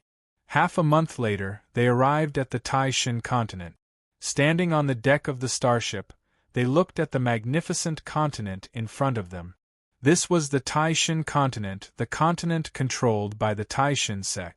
Now that they had truly witnessed the vastness of the Taishan continent, the Tianshan continent was almost like a small island compared to it. Even the Tianhe continent was far smaller in size. It was at least 10 times the size of the Tianhe continent. What Xiao Chun and the others did not know was that there were several races living on the Taishan continent. Not only were there humans and Shin clan, but there were also Demon clan, Beast clan, and Ghost clan living on the Taishan continent. However, because of the existence of the Taishan sect, the Shin clan was the undisputed master of the Taishan continent. The other races had to submit to them. This was the first time they had left the Tianshan continent and come into contact with a continent in the outside world. The Taishan continent was about to become the first stop of the Sacred Palace's rise. He had directly ordered the starship to land, so he didn't know the exact location of the Fallen River Holy Sect. However, this was obviously not a problem. He could ask anyone to find out. After all, the Fallen River Holy Sect was a saint sect. He believed that they would not be unknown on the Taishan continent. No one knew where they landed. The Sacred Palace starship landed directly in a mountain range on the Taishan continent. This mountain range was huge. At least, Xiao Chun and the others had never seen it before. The mountain ranges of the Tianshan continent and the Tianhe continent could not compare at all. There was no one around. Then, Xiao Xing said to everyone, "Go and find out about the Taishan continent." They did not know anything about the Taishan continent, so Xiao Xing asked everyone to go and find out. In this regard, Xiao Chun and the others naturally volunteered. Then, Xiao Chun, Chun Ling, Long Qing, Qin Shuru, and a saint from the Sacred Palace went to the outside world to find out more information. As for the others, they stayed on the starship and waited for Xiao Chun and the others. The fact that Xiao Chun and the others were allowed to go out was something that the others were naturally envious of. However, there was nothing they could do about it. Xiao Xing had already given the order, and no one dared to disobey. They left the starship together with a saint to protect them. Coupled with the strength of Xiao Chun and the others, there was no need to worry too much about their safety. After all, there were only a handful of quasi-saint great sovereigns on the Taishan continent. There were only Yi Dun and the other two from the Taishan sect. Therefore, Xiao Chun and the others had enough strength to protect themselves. Moreover, for convenience, Xiao Chun and the others had changed out of their Sacred Palace attire. Everyone was only wearing casual clothes. This way, no one knew the identities of Xiao Chun and the others. They planned to find a city first. After all, it was more convenient to go to the city to find out more information. However, Xiao Chun and the others had underestimated the size of this mountain range. It took them 2 days to rush out of the mountain range. They finally arrived at the periphery of the mountain range. Just as the group was about to look for a city, Xiao Chun and the others ran into a group of Taishan continent cultivators who seemed to have entered the mountain range to train. The two groups met. This group was composed of Taishan continent cultivators. There were a total of 18 people, but they were all injured and all of them were from the human race. All of them were injured and 2 of them were seriously injured. Xiao Chun didn't say anything, but Gu Lingyao couldn't bear to see them like this, so she gave them some healing pills. They were all from the human race. Since they had run into each other, Xiao Chun didn't say much about it. Gu Lingyao wasn't stingy at all. She gave them 18 high-grade heaven-level pills. The human race group looked at each other when they saw this. Then, A middle-aged man who seemed to be their leader stepped forward and bowed to Xiao Qin and the others. "Thank you, everyone, but you should leave as soon as possible. We are being pursued by the ghost race. They are very strong and have a half-saint expert. Everyone should leave this place as soon as possible." He didn't reject Gu Lingyao's elixirs. After all, the human race team needed these elixirs too much, especially the two severely injured people. If they didn't sign up for the elixirs soon, they would probably die. The middle-aged man thanked Xiao Qin and the others sincerely and reminded them to leave this place as soon as possible. After some conversation, Xiao Qin found out. This group of people came from a nearby city called Fire Phoenix City. They were all from the same family, and the middle-aged man leading them was called Li Qi. He was once the head of the Li family in Fire Phoenix City. However, half a month ago, the Li family was attacked by another large family in Fire Phoenix City. The head of the family was from the ghost race, and his name was Wu Yunfeng. The entire Fire Phoenix City was dominated by the Li family and the Wu family. However, one of them was from the human race while the other was from the ghost race. In addition, there was a lot of competition for interest. Therefore, the two families had a deep grudge since a long time ago. This time, the Wu family had prepared for a long time. They made strict arrangements and attacked the Li family when they least expected it. Soon, they defeated the Li family.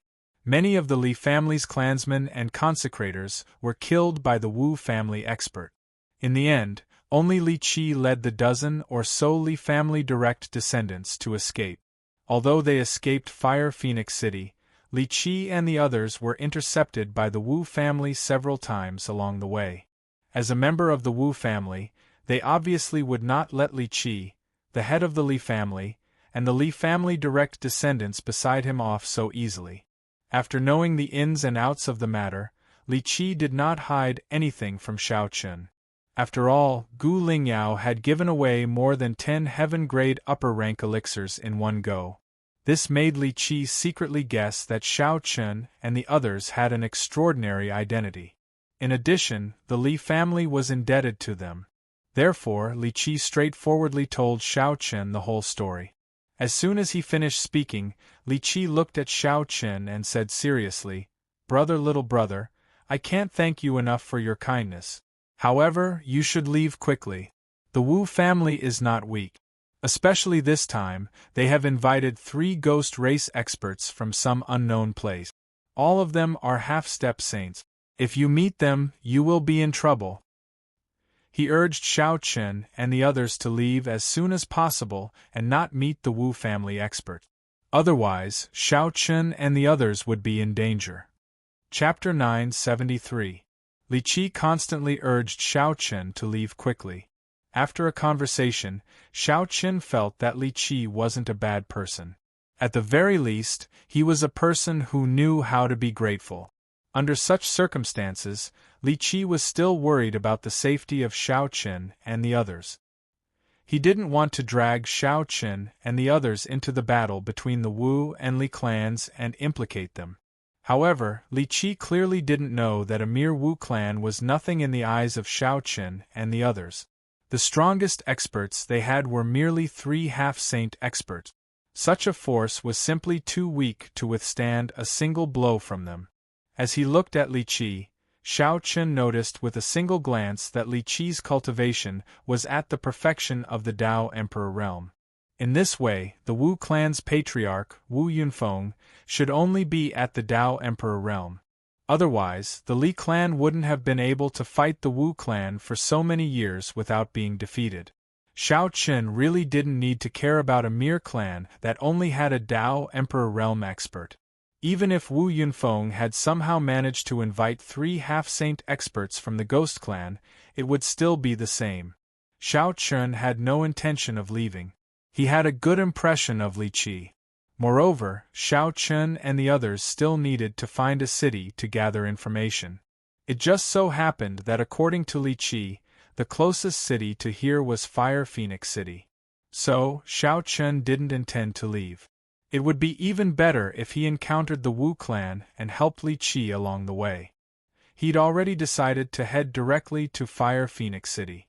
Li Qi was slightly anxious when he saw that Xiao Chun had no intention of leaving.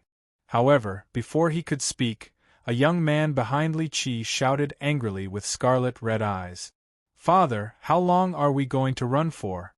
The Wu clan has slaughtered so many of us. Father, let's go back and fight them to the death." The young man looked to be only 15 or 16 years old. His cultivation was merely at the Earth Mirror realm. Perhaps it was because of the effects of the healing medicinal pill from before, but the young man's injuries had improved greatly. At this moment, he shouted at Li Qi with an unwilling expression. This young man was called Li Qingfeng. He was Li Qi's third son and also the youngest son. This time, because of the sudden attack by the Wus, Li Qi's other two sons had already died. Only Li Qingfeng, the youngest son, had escaped with him. In the face of Li Qingfeng's angry roar, Li Qi was just as unwilling. However, he wasn't a brat like Li Qingfeng. Li Qi was clearly more farsighted. Perhaps from Li Qingfeng's point of view, if Li Qi was willing to gather the previous consecrators of the Li family, in addition to these years of connections, they could indeed gather a group of experts to contend with the Wu family. However, even if they could contend with the Wu family, so what? The Li family was destined to lose this battle because the three half-saints invited by the Wu family were elders from the Heavenly Ghost sect. Behind the Heavenly Ghost sect stood the Night Ghost Pavilion, one of the 6 quasi-saint sects of the North Star Field. Because Li Qi knew this, he did not intend to fight to the death with the Wu family from the beginning. As for the reason, it was very simple. If they fought to the death, the Li family would be destroyed in the end. Think about it, even if Li Qi had the ability to destroy the Wu family, so what? There was still the Heavenly Ghost sect. Moreover, even if the human clan also had saint-level sects, the Heavenly Ghost sect had the Night Ghost Pavilion behind them. What could the human clan use to fight against the Night Ghost Pavilion? Because of this, Li Qi chose to flee, only to leave behind some descendants of the Li family. However, Li Qingfeng, who was still young and frivolous, clearly did not understand this. In Li Qingfeng's opinion, Li Qi's actions this time were too cowardly. Li Qi sighed lightly and said indifferently, "Qingfeng, there are some things that you are still young and do not understand. You will understand in the future." Li Qi did not berate Li Qingfeng. He could understand his feelings now. However, after hearing these words, Li Qingfeng did not buy it at all and continued to shout angrily. "No, I will never move. Father, you obviously have the ability to contend with the Wu family. Why did you bring us to escape? Could it be that Father is just going to watch Mother, Big Brother and Second Brother get killed and do nothing? Don't you want to avenge the people of the Li family?" Li Qingfeng continued to roar furiously. His words had clearly touched Li Qi's heart. Upon hearing these words, Li Qi's emotions were somewhat agitated as he shouted back. "Impudent, how dare you speak to me like this? Fine, if you want revenge, then go ahead. Yes, I can contend with the Wu family, but so what? Do you know that the 3 saint-level experts that the Wu family invited this time are from the Heavenly Ghost sect? Do you think that the Li family can contend with the Heavenly Ghost sect?" The Heavenly Ghost sect was a saint-level sect. For a family like the Li family, it was obviously impossible to contend with it. After being shouted at by Li Qi, Li Qingfeng's imposing manner weakened a lot. However, with his stubborn personality, he clearly did not want to give up. He lowered his head and said unwillingly, But even so, the Wu family has the Heavenly Ghost sect. Don't we also have the Fallen River Saint sect? Can't the Fallen River Saint sect fight against the Heavenly Ghost sect?" The Fallen River Saint sect? Hearing Li Qingfeng's words, a strange look flashed across Xiao Chen's eyes. However, he did not open his mouth to interrupt the argument between the father and son. He thought that he would ask later. Moreover, listening to the argument between Li Qingfeng and Li Qi, Xiao Chen felt somewhat uncomfortable. Li Qi's meaning was very clear. In the North Star boundary, the human race showed weakness. Therefore, many things could only be done in silence. For example, this time, Li Qi clearly had the ability to contend with the Wu family, but he did not do so. This was because he clearly knew that the human race was no match for the ghost race. As expected, after Li Qingfeng mentioned the Fallen River Saints sect, Li Qi snorted coldly and said, so what if the Fallen River Saints sect is there? Let's not talk about whether the Fallen River Saints sect will go against the Heavenly Ghost sect for the Li family. Even if the Fallen River Saints sect is willing to help, what about the Night Ghost Pavilion? Don't tell me you don't know what the Night Ghost Pavilion is. The Fallen River Saints sect could indeed go against the Heavenly Ghost sect, but who would go against the Night Ghost Pavilion? Hearing this, Li Qingfeng was completely speechless. Yes, the human race did not have a quasi-sage sect. Without a quasi-sage sect, it meant that the human race had no backing. It was also because of this reason that the human race's status on the Taishan continent was very low. Compared to the ghost race and the beast race, it was much lower, let alone the god race. On the supreme divine continent, the sects of the ghost race and the beast race didn't need to rely on the supreme divine sect. Moreover, the supreme divine sect would often give them some face when dealing with them. The reason was very simple. The ghost race and the beast race both had quasi-sage sects that could make the supreme divine sect somewhat apprehensive. However, the human race was different. On the Taishan continent, the human race's sects and forces had to rely on the supreme sect. Otherwise, they would definitely be destroyed. Moreover, because they were not of the same race, the supreme sect was obviously not so polite to the human race's sects and forces. Begging for collection, begging for monthly votes, begging for recommendations. Chapter 974. On the Taishan continent, the human clan was often at a disadvantage. The reason was very simple. It was because the human clan did not have the backing of a quasi-saint sect. Therefore, even the human clan's saint sects could only lower their heads on the Taishan continent and become watchdogs under the Taishan sect. It was precisely because the human race didn't have a quasi-sage sect, and because they were weak that they were bullied. Previously, they had heard about the human race's status in the North Star boundary. But today, they truly experienced the helplessness of the human race in the North Star boundary. Just like the matter between the Li and Wu families, Li Qi clearly didn't need to run away like this. Li Qi clearly had the ability to fight against the Wu family, but because the Night Ghost Pavilion was a quasi-sage sect, Li Qi, who clearly could have chosen to resist, chose to compromise. This was because Li Qi was very clear that for the human race, there were many things that they could only swallow in silence and turn big problems into small ones. Once the matter blew up and escalated to the level of a quasi-sage sect, then the human race would have no right to speak. At that time, they could only be trampled on. Li Qi's words made him speechless. Yes, so what if he was unwilling? The human race didn't have a quasi-sage sect, so there was no room for resistance. Even if his teeth were knocked out, he could only swallow his anger. Li Qingfeng, who was only 15 or 16 years old, had his head lowered. His eyes were red, but he stubbornly held back his tears. It could be said that the current Li Qingfeng was a child who didn't know the ways of the world. However, such an innocent child had shaken Shao Chen and the others. An indescribable feeling flowed in the hearts of Shao Chen and the others.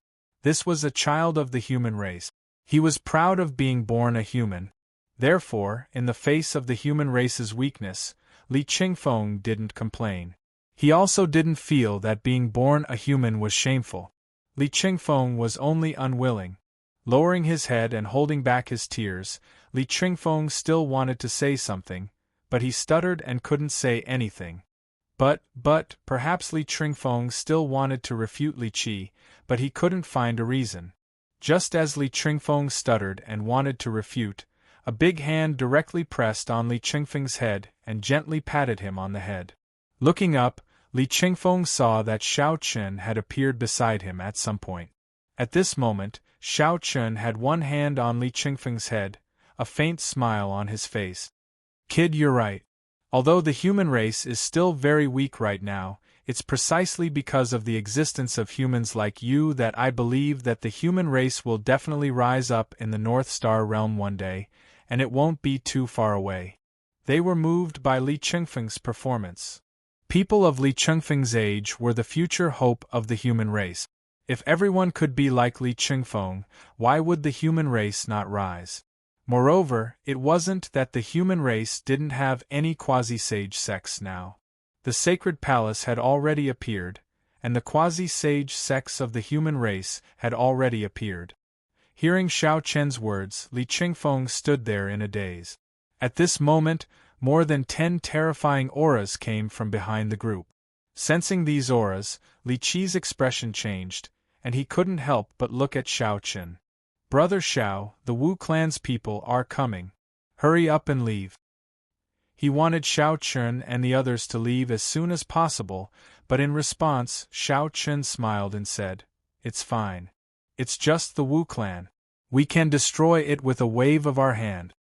As he spoke, Xiao Chen looked at Li Qingfeng, who was an entire head shorter than him, and said softly, "If you look carefully, the human race isn't as weak as you think." As soon as he finished speaking, Xiao Chen didn't wait for Li Qingfeng's reply. He directly strode over to the group from the Li clan.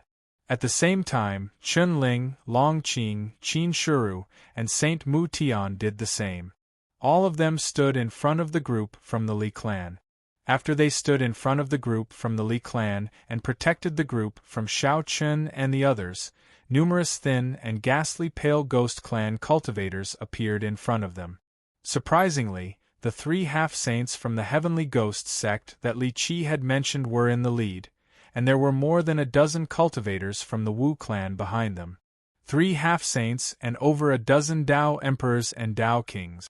Li Qi's face couldn't help but sink when faced with such a lineup. On the other hand, Xiao Chun and the others remained calm, as if they didn't take the group of Ghost Clan experts before them seriously at all. "Who are you? What's your relationship with the Li clan?" One of the half-saints from the Ghost Clan asked when he saw Xiao Chun and the others. However, before Xiao Chun and the others could reply, another half-saint from the Ghost Clan laughed coldly and said, "Who cares who they are? They're all humans anyway, so we'll just kill them all." These half-saints from the Ghost Clan were used to being arrogant on Taishan continent. Especially when they faced the human race, they always felt that the human race was inferior to their Ghost Clan. So, these 3 half-saints from the Ghost Clan didn't intentionally sense the cultivation of Xiao Chen and the others at all. They completely disregarded Xiao Chen and the others. It was as if the human race was fish on the chopping board in their eyes, and they could kill them at any time. Li Qi, who stood behind Xiao Chen and the others, quickly stepped forward when he heard that. A wisp of determination flashed through his eyes as he spoke to the 3 half-saints from the Ghost Clan. "They're not from the Li clan and have nothing to do with the Li clan. Let them go." Even now, Li Qi didn't want Xiao Chen and the others to be hurt. However, the 3 half-saints from the Ghost Clan clearly disagreed and sneered. "I don't care if they're from the Li clan or not. They're humans anyway. Since we've bumped into them, they can only blame their bad luck. You've gone too far.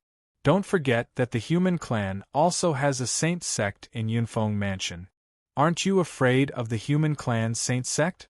Li Qi gnashed his teeth in anger when he heard the 3 half-saints from the Ghost Clan sneering at him.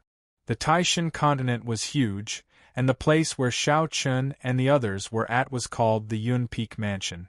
The Heavenly Ghost sect of the Ghost Clan was not the only saint sect in the Yun Peak Mansion. The human clan also had a saint sect in the Yun Peak Mansion. However, the 3 half-saints from the Ghost Clan laughed even more brazenly when they heard Li Qi's words. "Haha, the human clan saint sect? Are you talking about the Fallen River saint sect? To tell you the truth, the Heavenly Ghost sect isn't afraid of the Fallen River saint sect. We've only killed a few humans. Would the Fallen River saint sect dare to say anything? If the Fallen River saint sect really had the guts, they would have attacked the Heavenly Ghost sect long ago. Why would they wait until today? Cut the crap. Today is the anniversary of your death. Don't use the Fallen River Saints sect to threaten us. Begging for collection, begging for monthly votes, begging for recommendations. Chapter 975. Hearing the words of the three Ghost Clan half-saints, Xiao Chen knew that they had landed in the Yun Peak Mansion. Furthermore, the Fallen River Saints sect happened to be in the Yun Peak Mansion.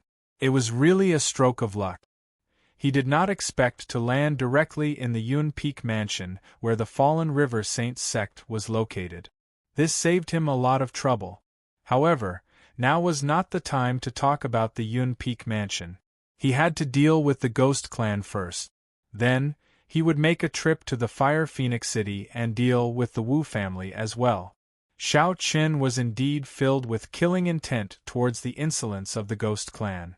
Was the human clan really so weak? That was impossible. Moreover, the human race did not have a quasi-sage sect. This was already a thing of the past.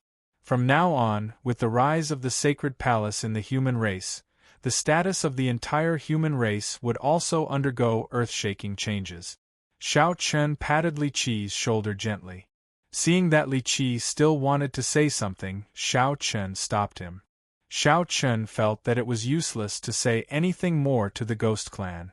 Moreover, there was no need to argue with the dead. After stopping Li Qi, Xiao Chen looked at the group of Ghost Clan warriors in front of him and revealed a cold smile. Actually, the human clan is really not that weak. At least, it is not so weak that you can do whatever you want. Haha, is this human clan boy stupid? The human clan is not weak? If the human clan is not weak, then why does your Fallen River Saints sect never stand up for the human clan? What a joke.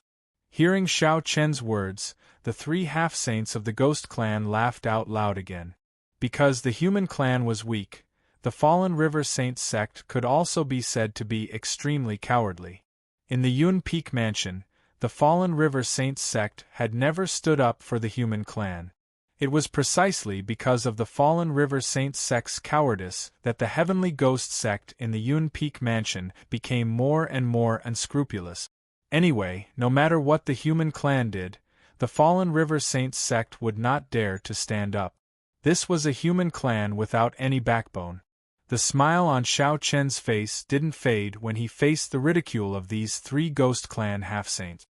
The Fallen River Saints sect is a disgrace to the human race, but we aren't members of the Fallen River Saints sect. Senior Mu Tian, let's attack. It's a waste of breath to speak with these pieces of trash. Falling River Holy Sect was indeed a disgrace to the human race. Xiao Chen and the others would deal with them later, but right now they had to deal with these ghost race cultivators first. He looked at Saint Mu Tian and said softly. Hearing this, Saint Mu Tian nodded slightly. Then, a terrifying aura instantly soared from his body. The three half-saints of the Ghost Clan who had been laughing wildly felt the terrifying aura coming from Saint Mu Tian's body. The three of them were instantly silenced. They were like three ducks whose necks had been grabbed. Their wild laughter came to an abrupt end. They looked at Saint Mu Tian with jealousy and horror. Saint Mu Tian didn't deliberately expose his aura, and the three half-saints of the Ghost Clan didn't take the initiative to sense his cultivation base. They didn't know Saint Mu Tian's exact cultivation base, but now, as Saint Mu Tian's aura soared into the sky, the three half-saints of the Ghost Clan knew that this human before them was definitely a genuine Saint Realm Venerable. They didn't expect a human clan saint to be hiding among Xiao Chen's group. In an instant, the three half-saints of the Ghost Clan were horrified. Not only the Ghost Clan, but even Li Qi and the rest of the Li family behind them were dumbfounded. They wanted Xiao Chen's group to leave quickly, but who knew that there was a saint among Xiao Chen's group? You're from the Fallen River Saints sect? The three half-saints of the Ghost Clan asked in astonishment. There was only one saint sect in the Yun Peak Mansion, and that was the Fallen River Saints sect. Besides, the human clan saints in the Yun Peak Mansion were basically from the Fallen River Saints sect. When they saw that Saint Mu Tian's cultivation base was in the Saint realm, the 3 half-saints of the Ghost clan naturally assumed that Xiao Chen's group was from the Fallen River Saint sect. However, Xiao Chen said indifferently, "I said that we're not from the Fallen River Saint sect." They were not from the Fallen River Saint sect. Hearing this, the 3 half-saints from the Ghost clan forced themselves to calm down. Then, they shouted proudly, "Humph, I don't care which saint sect you're from, but let me tell you this. The 3 of us are elders of the Heavenly Ghost sect. If you dare to lay a hand on us, the Heavenly Ghost sect won't let you off." The 3 half-saints of the Ghost clan weren't stupid enough to attack a human clan saint, but they didn't believe that Saint Mu Tian would dare to do anything to them. The human clan had been weak in the Yun Peak mansion for many years. So what if he was a human clan saint? Would he dare to attack? They thought that with the Heavenly Ghost sect backing them up, Xiao Chen and the others wouldn't dare to make a move. However, it had to be said that these ghosts were wrong this time. A mere Heavenly Ghost sect was nothing in front of the sacred palace. Xiao Chen sneered and said indifferently, "The Heavenly Ghost sect isn't qualified. Perhaps we can negotiate if the Night Ghost Pavilion of the Ghost Clan comes. But your Heavenly Ghost sect is too weak." With that, Saint Mu Tian made a move. He clenched his fist across the air and crushed one of the half-saints of the Ghost Clan. The remaining 2 half-saints of the Ghost Clan were shocked when they saw that Saint Mu Tian had killed one of them without hesitation. They didn't dare to stay any longer and turned to leave. This was crazy. How could a human clan saint kill a member of the Ghost Clan? Moreover, he was an elder of the Heavenly Ghost sect. Weren't they afraid of the Heavenly Ghost sect's revenge? They couldn't figure it out, but they didn't have time to think about it. They immediately turned around and fled. However, Saint Mu Tian didn't intend to give them a way out. He took a step forward and chased after them. Saint Mu Tian went after the 2 half-saints of the Ghost Clan. At the same time, the remaining Wu clan members were all stunned. The situation had changed too quickly. They didn't even have time to react. After Saint Mu Tian left, Xiao Chen looked at the group of ghosts from the Wu clan and said nonchalantly, "Let me deal with these people." With that, Xiao Chen walked toward the Wu clan members alone. As for Chen Ling, Long Qing, and Qin Shuru, they had no intention of helping. Seeing Xiao Chen walk toward the Wu clan members alone, Li Qi, who was still in shock, asked almost subconsciously, "Aren't you going to help little brother? Facing so many Wu clan members, wouldn't it be too dangerous for Xiao Chen to go alone?" Hearing Li Qi's words, Flower Fairy smiled and said, "Don't worry. These weaklings aren't worthy of being my husband's opponent. Moreover, the human clan isn't as weak as you think. Begging for your collection, begging for votes, begging for recommendations." Chapter 976. On Taishan Continent and in Cloud Peak Mansion, the human clan was used to swallowing their anger. It couldn't be helped, the human clan had always been at a disadvantage when facing the other clans, especially the Ghost Clan and God Clan. This was especially true for the human race martialists who were born and raised in Yunfeng Mansion. They seemed to have been instilled with the idea that the human race was inferior to the deity race and the ghost race since they were born. So, the human clan would habitually choose to back down whenever they encountered something. Just like Li Qi, he was a typical member of the human clan in Cloud Peak Mansion. However, Xiao Chen wouldn't talk about that. Regardless of whether it was the Ghost Clan or the God Clan, there was nothing to fear. Not to mention that these Ghost Clan cultivators before him were merely elders of the Heavenly Ghost sect, and they were simply not worth mentioning in Xiao Chen's eyes. Facing over 10 Ghost Clan cultivators by himself, Xiao Chen pointed out with his finger. An array of light shot out explosively. He directly executed the pure finger sword. These Ghost Clan cultivators were simply too weak in Xiao Chen's eyes, and they were so weak that Xiao Chen was utterly unable to arouse any interest in them. Even the strongest amongst them was only at the Dao Emperor realm. However, even though his cultivation was the same as Xiao Chen, It was utterly impossible for him to be a match for Xiao Chen in terms of combat strength. The gap between the two of them was too great. With 3 successive swipes of his finger, 3 members of the Wu clan's ghost clansmen had been killed by Xiao Chen. The expression of the Wu clan's leader, who was at the Dao Emperor realm, changed slightly when he saw this. After the battle, he was naturally able to sense that Xiao Chen's cultivation had similarly attained the Dao Emperor realm. However, the strength Xiao Chen revealed caused the leader's heart to shake violently.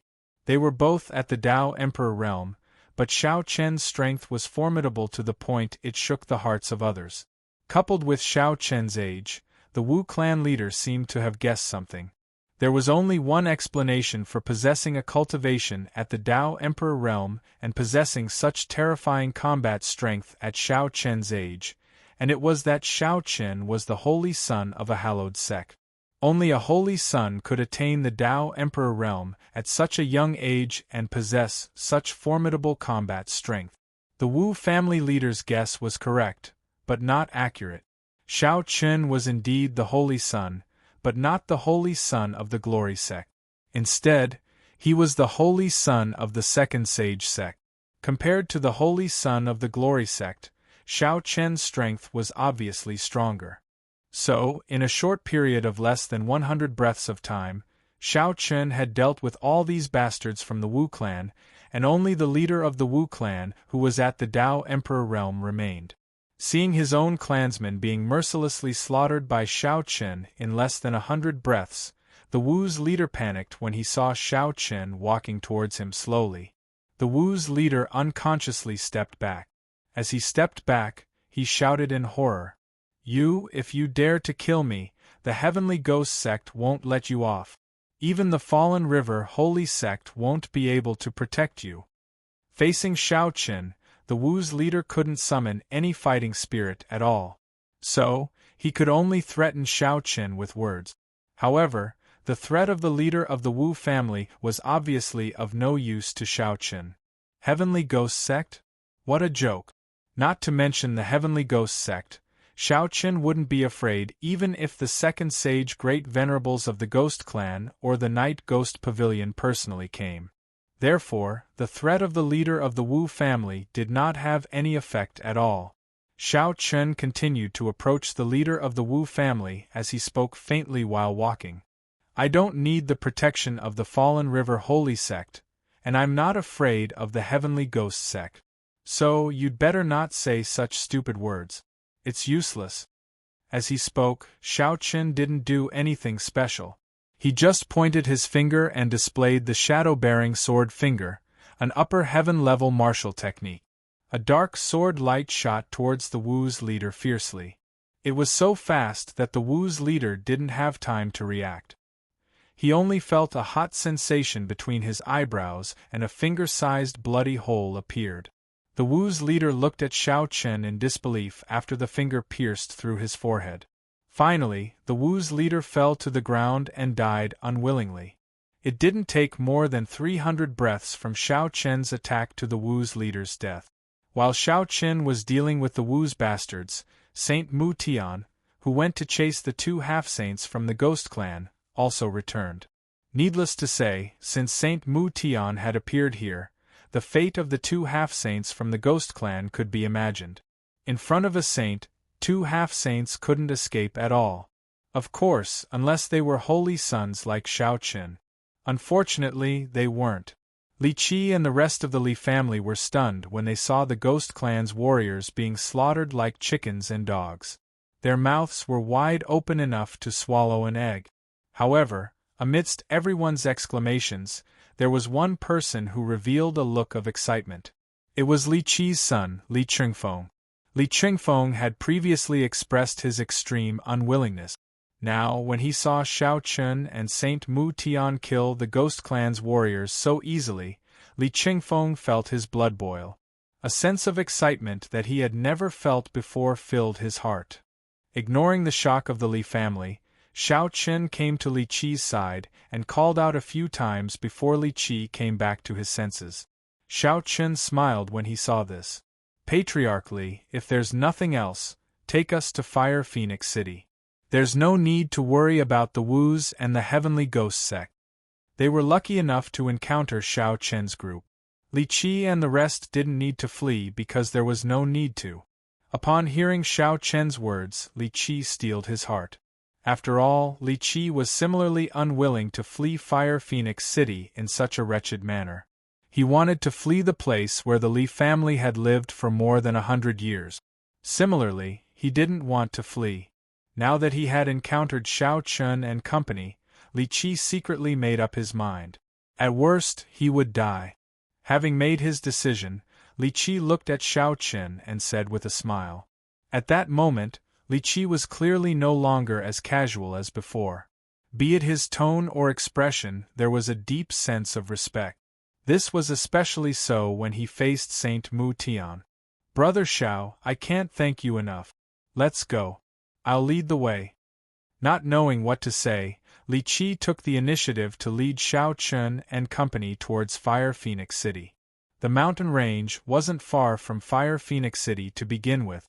With Li Qi leading the way, Xiao Chen and company soon arrived at Fire Phoenix City. It wasn't considered a large city. Therefore, Xiao Chen and company did not pay much attention to Fire Phoenix City. Instead, it was Li Qi and the Li family that returned. Facing the familiar Fire Phoenix City once again, the Li family's mental state underwent a great change. Begging for collection, begging for monthly votes, begging for recommendations. Chapter 977. Li Qi and company returned to Fire Phoenix City. As one of the large family clans in Fire Phoenix City, Li Qi was naturally a reputable person in Fire Phoenix City. Furthermore, everyone in Fire Phoenix City already knew about the Wu family's surprise attack on the Li family half a month ago. Now, seeing Li Qi, who had fled, return on his own accord, everyone began to discuss it. Walking on the streets of Fire Phoenix City, the surrounding people were pointing at Li Qi and the Li family members and gossiping about them. Regarding this, the Li family members wore heavy expressions. As for Xiao Chen and company, they wore indifferent expressions, as though they did not hear the discussions around them. Xiao Chen sized up Fire Phoenix City with interest. In terms of scale, Fire Phoenix City was nothing much. Over the years, Xiao Chen had seen many bustling cities and towns. Therefore, he was not surprised to see a city like Fire Phoenix City. The only thing that interested Xiao Chen was the residents of Fire Phoenix City. Along the way, Xiao Chen discovered that there were many races in Fire Phoenix City. There were humans, beasts, ghosts, and even celestials. Different races lived in the same city. This was something new for Xiao Chen and company. After all, be it the Heavenly Chen continent or the Heavenly River continent, they were all human continents. Apart from some beasts, there were no other races. It was unlike the Great God continent, where people from all major races gathered. To Xiao Chen and company, the Great God continent, or even Fire Phoenix City, was like a microcosm of the North Star domain. It was a microcosm of many races living together. However, after some curious observation, Xiao Chen acutely realized that humans did not have a high standing in Fire Phoenix City. Although there was once a large clan like the Li family, the true rulers of Fire Phoenix City were the Celestials. This was because the City Lord Manor of Fire Phoenix City was managed by the Celestials. Apart from them, there was the Ghost race. The humans were only third. He had already clearly told Li Qi to return to the Li family and not to worry about anything else. Li Qi, who had made his decision, didn't say anything else. He directly led Xiao Chen and the others to the former Li family mansion. They arrived at the center of Fire Phoenix City. After passing through 2 junctions, a large red door to a courtyard appeared at the end of the road. This was where the Li family's mansion was located. However, it had now become the property of the Wu family. Furthermore, the Wu family had sent some people to guard it. From afar, they could see 2 ghost clan guards guarding the entrance of the courtyard. Seeing this, Xiao Chen nodded slightly at Chen Ling. Then, Chen Ling took a step forward and appeared in front of the courtyard. Facing the sudden appearance of Chen Ling, the two guards from the Wu family and Ghost Clan were stunned. Who was this human who suddenly appeared? However, facing the shock of the two Ghost Clan guards, Chun Ling did not waste any time and immediately attacked. Furthermore, he did not show any mercy. With a palm strike, he killed the two Ghost Clan guards on the spot. To Chun Ling, there was no need to keep these Ghost Clan guards alive. Killing them was nothing. After all, in the Tai-Shin continent, one's fist was all that mattered. There was no need to care about anything else. After killing the two Ghost Clan guards, Chun Ling took the lead and walked into the courtyard. Very quickly, from within the Li family mansion, there was a wave of spiritual energy and the aftermath of the battle. However, the aftermath of the battle came and went quickly. In less than 100 breaths, it had disappeared. The disappearance of the aftermath of the battle meant that Chun Ling had killed all the Ghost Clan guards in the Li family mansion. The Wu family was not strong to begin with. It was impossible for them to send any experts to guard the Li family mansion. Therefore, the Li family mansion was easily taken back by Xiao Chen and the rest. Li Qi and the rest of the Li family walked into the mansion.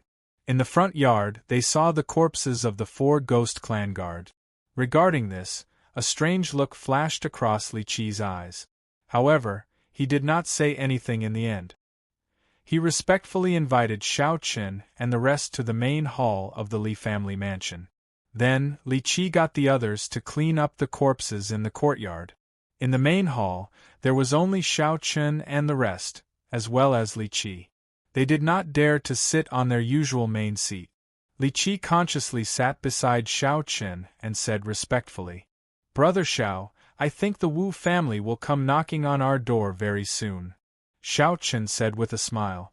It was obvious that the matter of him and the rest of the Li family returning to Fire Phoenix City was not enough to satisfy Wu Yunfeng.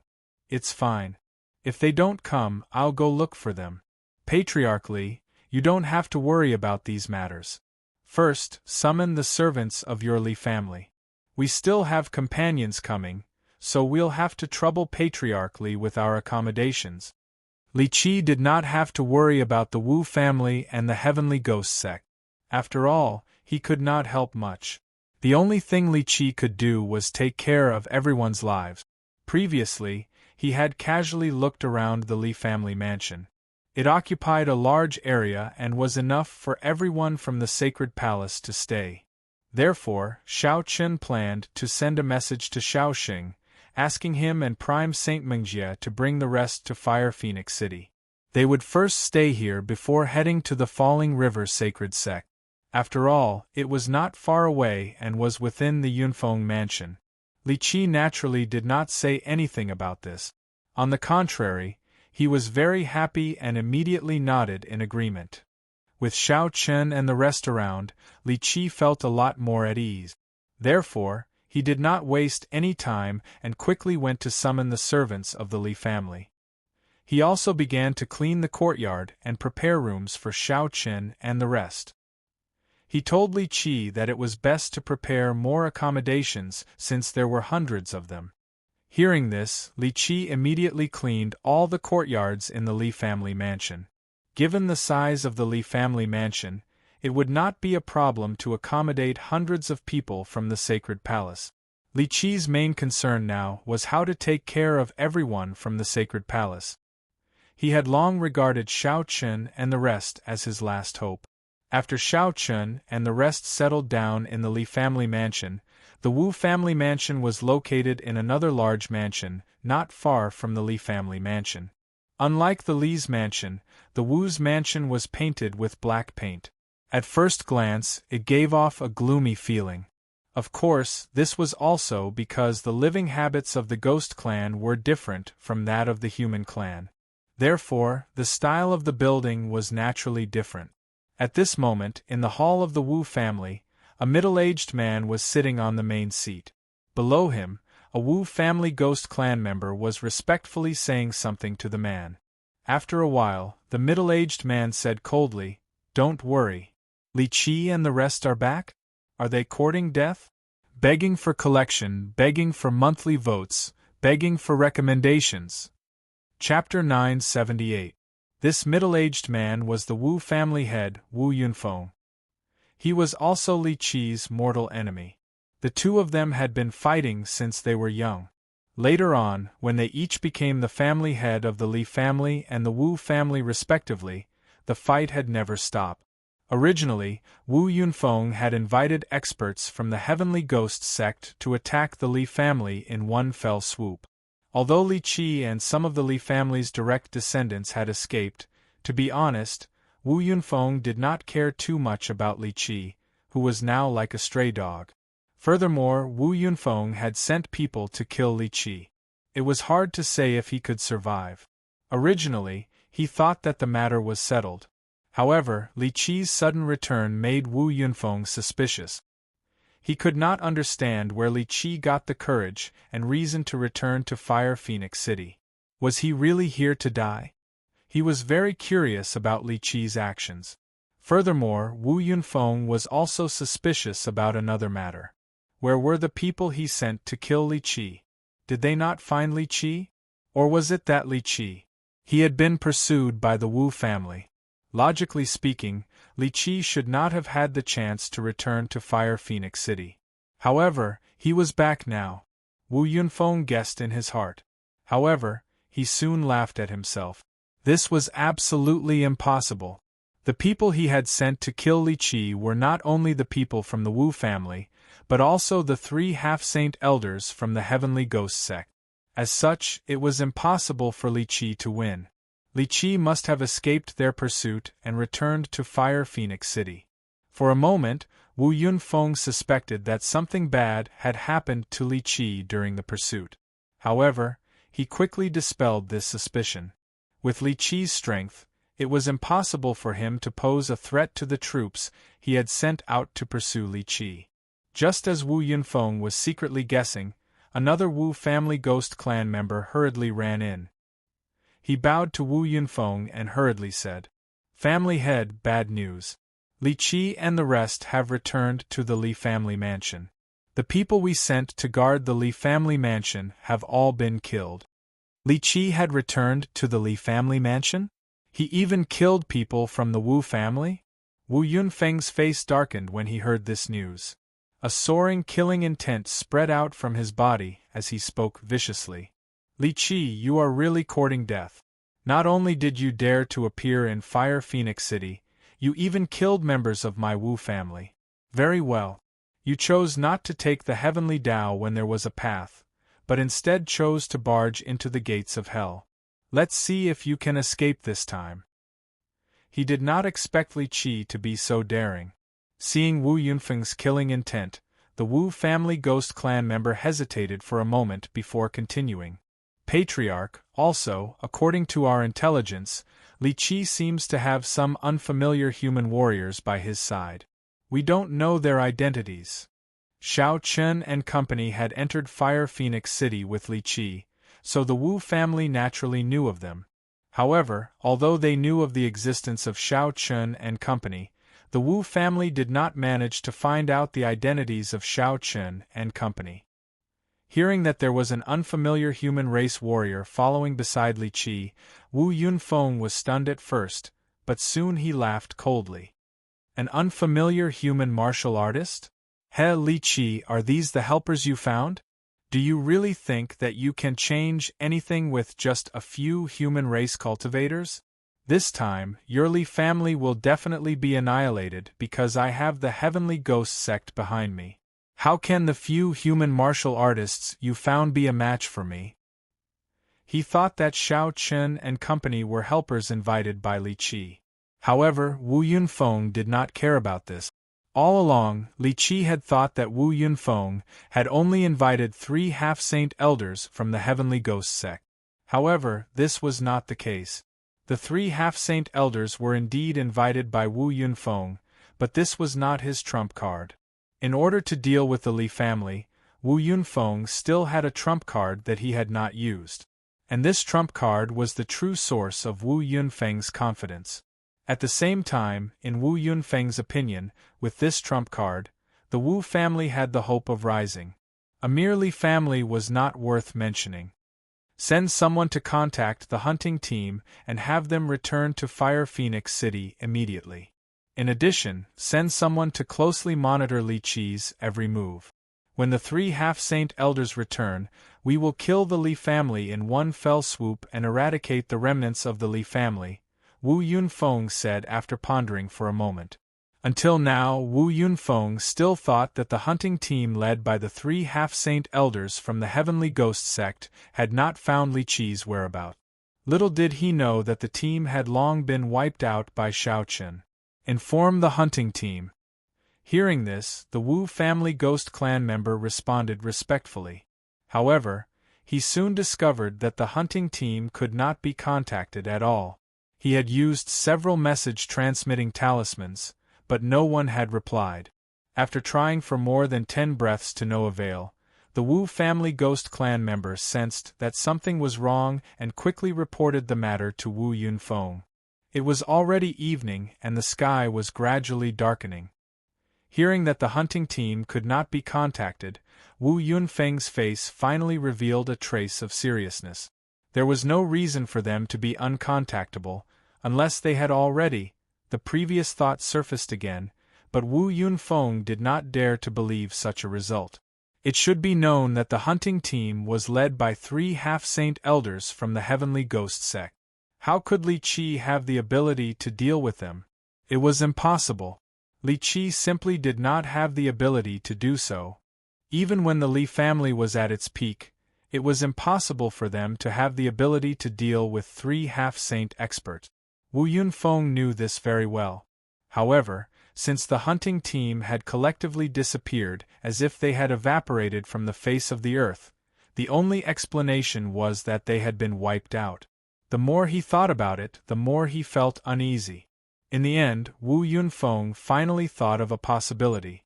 It was those foreign human warriors who had appeared beside Li Qi.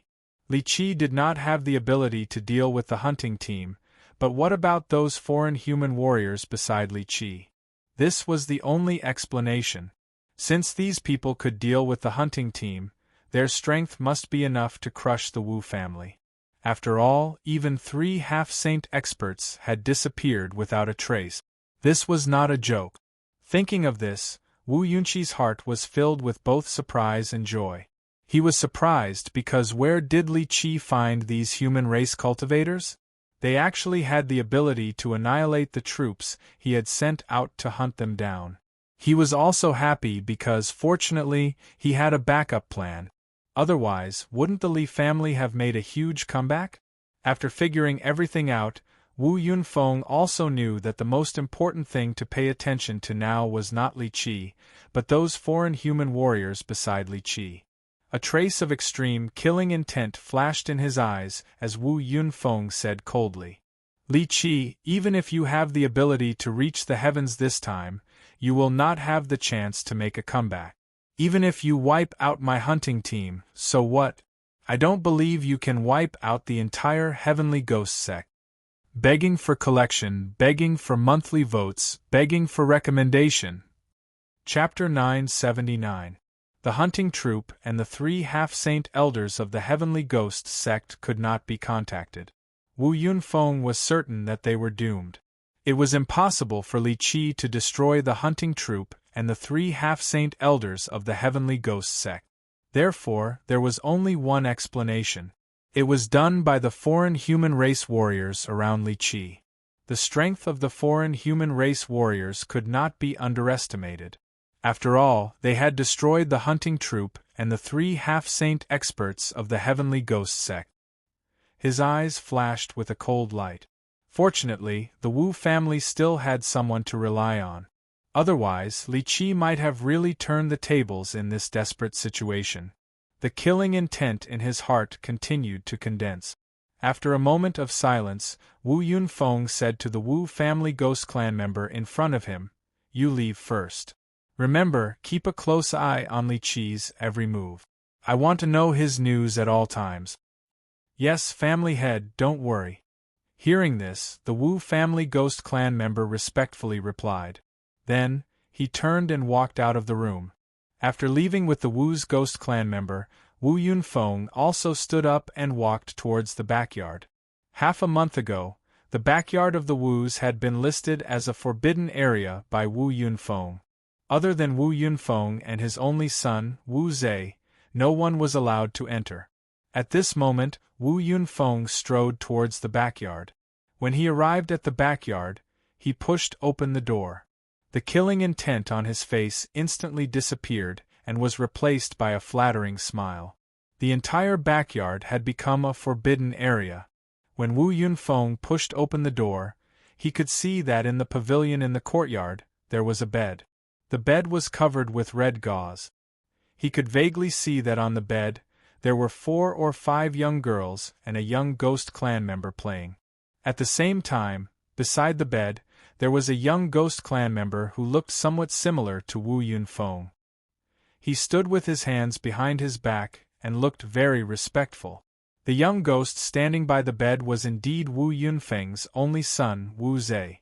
The young ghost dancing on the bed was Wu Yunfeng's trump card. Actually, it wasn't accurate to call it a trump card.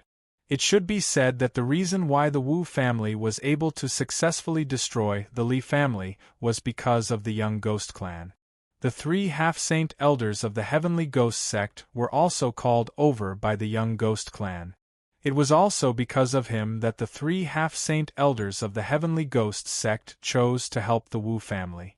This young man from the ghost clan was called Namu, and he was a holy son of the heavenly ghost sect.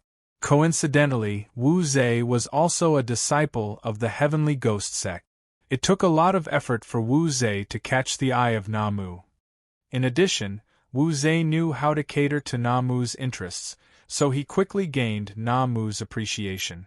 It was also because of Namu, the holy son of the heavenly ghost sect, that the Wu family was able to obtain the support of the heavenly ghost sect so smoothly and destroy the Li family. Wu Yunfeng walked respectfully towards the pavilion in the courtyard. Standing outside the pavilion, Wu Yunfeng could already hear the sounds of pleasure coming from the bed. Namu's talent was needless to say. He naturally had his own ability to become the holy son of the heavenly ghost sect. However, he was too lecherous. Wu Yunfeng had already found no less than 100 beauties for him in just half a month's time in the Wu family. These 100 beauties were not only from the Ghost Clan, but also from the Divine Clan and the Human Clan. Namu was almost inseparable from women at all times. However, Wu Yunfeng and Wu Zhe naturally didn't dare to say anything about this. The Wu family had to rely on Namu. Therefore, Wu Yunfeng and Wu Zhe tried their best to satisfy all of Namu's requests. It was also because of this that Namu had a good impression of the Wu family. He didn't dare to casually enter the pavilion. However, Wu Yunfeng only waited for a few breaths before Namu's voice came from the bed. "Family head Wu, you came to find me in the middle of the night. Could it be that something has happened again?" There was a tinge of weariness in his voice. Clearly, Mu's body was not as strong as he wanted to be as he was crazily immersed in the beauty. This was because he was a warrior and had a cultivation base. Otherwise, if he was an ordinary person, he would have died long ago.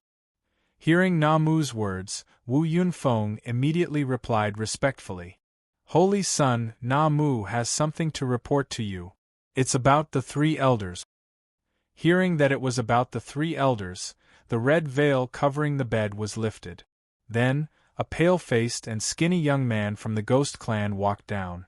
At the same time, the moment the red veil was lifted, Wu Yunfeng also saw the spring scenery on the bed.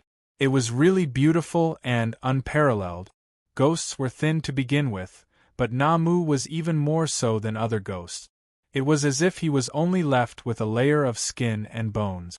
There wasn't even a trace of flesh. Dragging his sickly thin body, Namu sat down in front of the stone table and poured himself a cup of wine. He asked as he drank, "Tell me, what happened?" "Then, Saint, we have suddenly lost contact with the 3 elders.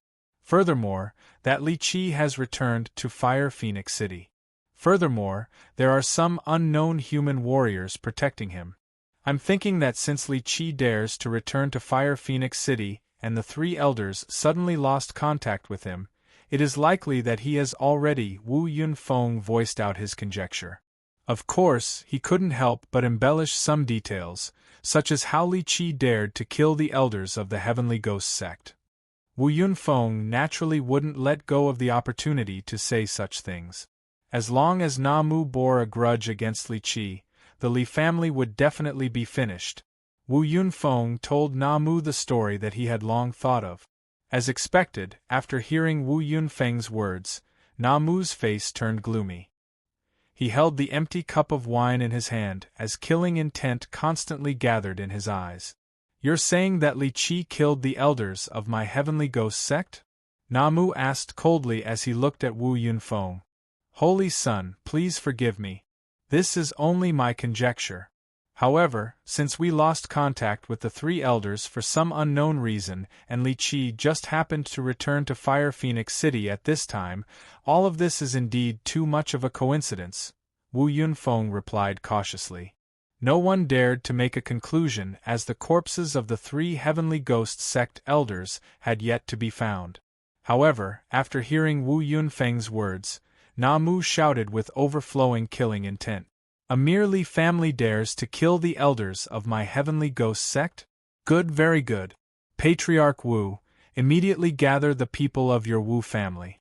Tomorrow I will go with you to the Li family. This time, this holy son will personally take action. I will definitely slaughter the Li family. Begging for your collection, begging for monthly votes, begging for recommendations. Chapter 980. A cold smile flashed across Wu Yunfeng's eyes when he heard Na Mu's words. With Na Mu's help, the Li family could be easily destroyed. Wu Yunfeng was secretly pleased, but on the surface, he still bowed respectfully and said, Don't worry, Chosen One. I will gather my Wu family's warriors and follow the Chosen One to flatten the Li family tomorrow. Na Mu waved his hand when he heard this. Wu Yunfeng glanced at his son without revealing anything, then respectfully left the courtyard. After leaving Na Mu's place, the worries in Wu Yunfeng's heart were swept away. He did not believe that the Li clan was a match for Na Mu. Moreover, even if the Li clan had the ability to deal with Na Mu, would they dare to do so? It should be known that killing a chosen saint was no small matter. The Heavenly Ghost sect would definitely not let the matter rest. At that time, even if the River Fall Sacred Sect intervened, the Heavenly Ghost sect would not stop. Wu Yunfeng returned to the main hall in the front yard with a cold smile. Immediately, he ordered all the Wu family's warriors to gather. They would head straight to the Li family tomorrow morning. This time, he would not give Li Qi any chance. He did not know that the Wu family had a chosen one like Na Mu behind them. At this time, Shao Chen and the others had already settled down in the Li family. Li Qi had also gathered some of the Li family's servants and maids to take care of Shao Chen and the others. As for Shao Xing and the others, they should be arriving in Fire Phoenix City tomorrow. Unlike Li Qi, Shao Chen did not think much of the Wu family. Therefore, after the Li family's patriarch left, Shao Chen and the others waited with relaxed hearts for Shao Xing and the others to arrive. To put it bluntly, in the Taishan continent, only the Taishan sect could make the sacred palace feel pressured. The other saint sects were nothing. Just the two quasi-saint great sovereigns, Shao Xing and Mingjie, were enough to make any saint sect on the Taishan continent bow their heads. A night of silence. On the morning of the second day, the sky had just begun to brighten. From the Wu family, hundreds of people headed straight for the Li family. The people in Fire Phoenix City naturally paid attention to the Wu family's actions. For a moment, many people secretly guessed that the Li family was likely going to be wiped out. The Wu family's goal was to destroy the Li family. Everyone in Fire Phoenix City was aware of this. Regarding this, the city governor's mansion of Fire Phoenix City did not express any opinion. Clearly, they had tacitly approved of the Wu family's actions. Furthermore, according to everyone's guesses, the Wu family might have already given the Shin clan in the city governor's mansion some benefit. As such, the city governor's mansion turned a blind eye to this. The warriors of the Wu family marched towards the Li family. Soon, Li Qi received the news. Li Qi was not surprised by the Wu family's attack. After all, he had returned to Fire Phoenix City. Once Wu Yunfeng learned of the news, he would definitely launch a large-scale attack. Therefore, Li Qi was already mentally prepared. Li Qi's expression was still calm, but he immediately went to find Xiao Qin and told him everything that had happened. Hearing that the Wu family was launching a large-scale attack, Xiao Qin did not say much. He only nodded his head and said, "It's fine. You can return to the backyard. We will take care of everything." Li Qi could not help much. Therefore, Xiao Qin simply let him return to the backyard and wait. As for Xiao Qin and the rest, they came to the main hall of the Li family's front yard one after another. They drank tea as they waited for the arrival of the Wu family. Sitting in a circle in the main hall, Xiao Qin and the rest looked very relaxed. There was not a single trace of nervousness about the Wu family's attack. The door had already been opened by Xiao Qin. They were only waiting for the arrival of the Wu family. They did not have to wait for long, at most an hour. Suddenly, sounds of footsteps came from outside the Li family's mansion. Hearing the sound, Xiao Qin, who was sitting in the main hall of the Li family, smiled and said, "They are finally here." Following Xiao Qin's words, as expected, the Wu clan directly rushed into the Li clan's mansion. Hundreds of people instantly surrounded the main hall where Xiao Qin and the others were. Soon after, Wu Yunfeng, Wu Zhe, and Mu also strode in. Mu was the leader. Wu Yunfeng and Wu Zhe followed respectfully behind him. Once they entered the Li family's mansion, Wu Yunfeng frowned slightly. This was because he had already seen Xiao Qin and the rest sitting in the main hall. Having never seen Xiao Qin and the rest, Mu guessed that these people should be the mysterious human clan warriors who followed Li Qi. Wu Yunfeng did not feel the slightest bit of nervousness from Xiao Qin and the rest. He was suspicious. However, since Mu was present, it was naturally not up to him to make the decision. Therefore, Wu Yunfeng was secretly on guard as he followed behind Na Mu and walked directly into the main hall. In the main hall, Xiao Qin, Chun Ling, Long Qing, Saint Mu Tian and Qin Shuru sat upright. Seeing Mu striding in, Xiao Qin's eyes flashed.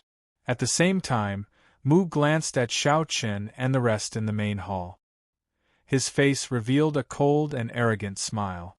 "You are the people who followed Li Qi around? You really don't know what's good for you. Tell Li Qi to get his ass out here. I'll definitely flatten the Li family today," Mu said arrogantly, completely disregarding Xiao Qin and the rest. It was as if Xiao Qin and the rest were already dead in his eyes. Xiao Qin smiled faintly in response. "I'm afraid you won't be able to flatten the Li family today. You'd better think about how to leave this place alive."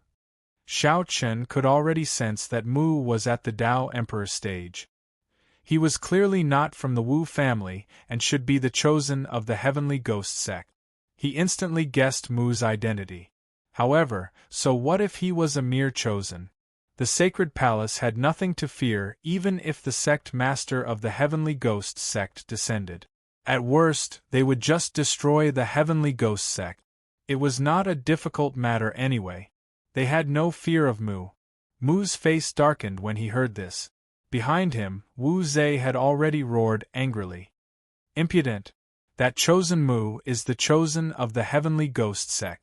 How dare you speak to him like that? It looks like you really don't want to live anymore." Wu Zhe directly pointed out Mu's identity. He originally thought that the chosen of the Heavenly Ghost sect would be able to shock Xiao Qin and the rest.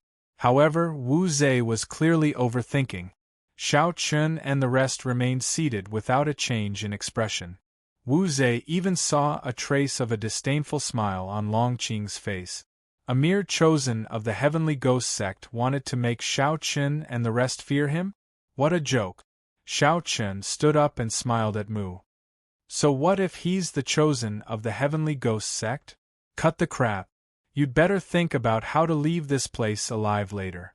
Following Xiao Chen's words, Chun Ling, Long Qing and Qin Shuru all stood up one after another. Terrifying auras slowly spread from their bodies and instantly enveloped the entire Wu family group in the front yard. Begging for collection, begging for monthly votes, begging for recommendations. Chapter 981. Chun Ling, Long Qing, and Qin Shuru all erupted with terrifying auras. Being enveloped by these auras, the faces of the Wu clan members instantly changed. There was nothing they could do. The Wu clan was just a small clan, and the strongest person in the clan was only Wu Yunfeng, who was at the Dao Emperor realm. Facing the auras of Chun Ling and the others, how could the Wu clan members remain calm? The only person present who could remain calm was Mu. After all, he was the holy son of the heavenly ghost sect. Naturally, it was impossible for him to be suppressed by a simple aura.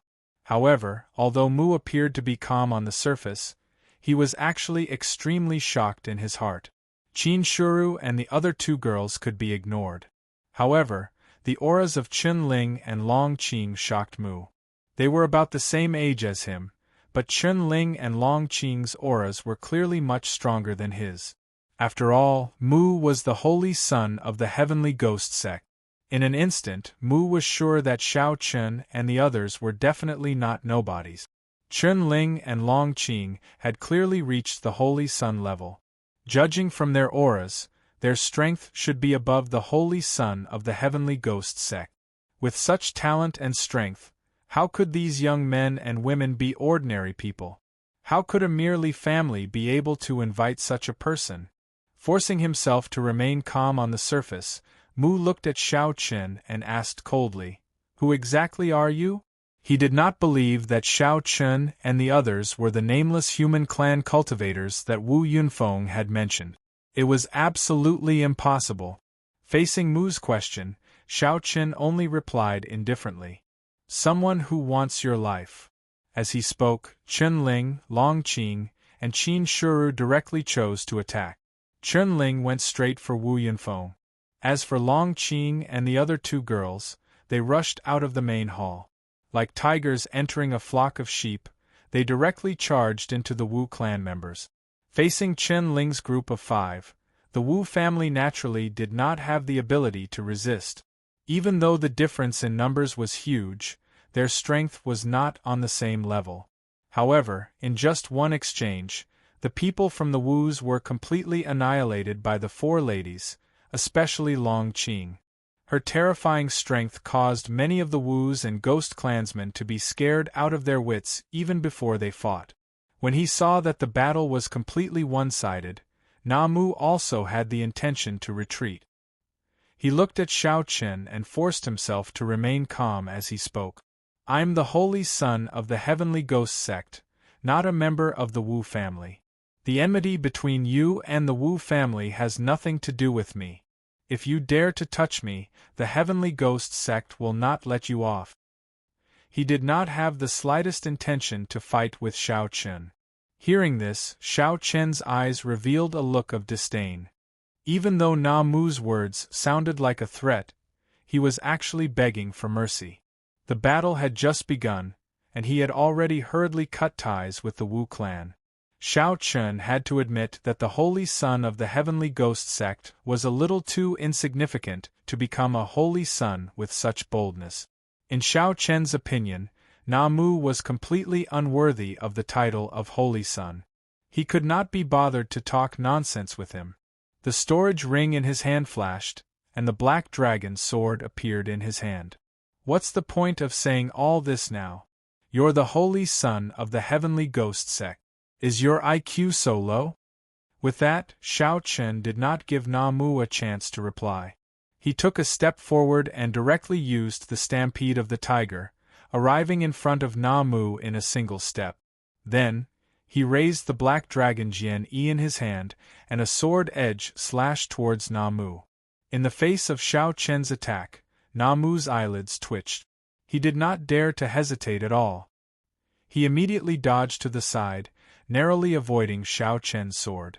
Then, he had no choice but to attack. Xiao Chun dealt with Mu, while Chunling, Longqing, and the others were responsible for dealing with the Wu family's numerous ghost clansmen. As for the Heavenly Wood Saint, he sat in his seat from beginning to end, resting with his eyes closed. He did not even lift his eyelids. As a saint, the Heavenly Wood ruler did not participate in the battle. However, he also used his spiritual power to completely envelop the surrounding space. Otherwise, the aftershocks of the battle would spread out and hurt the Li family members in the backyard. In the front yard, Shao Qin and the others were engaged in a fierce battle. However, the backyard was not affected at all. Even the aftershocks of the battle could only be felt faintly. This was also the first time Shao Qin fought with a holy son of the Ghost Clan. He originally thought that Na Mu would give him some pressure. Unfortunately, Shao Qin clearly overestimated him. The only thing that could pique Shao Qin's interest was some of the Ghost Clan's superpowers. Among the 100 clans in the world, the Ghost Clan was perhaps the clan with the fastest innate speed. Na Mu had indeed inherited this characteristic of the Ghost Clan.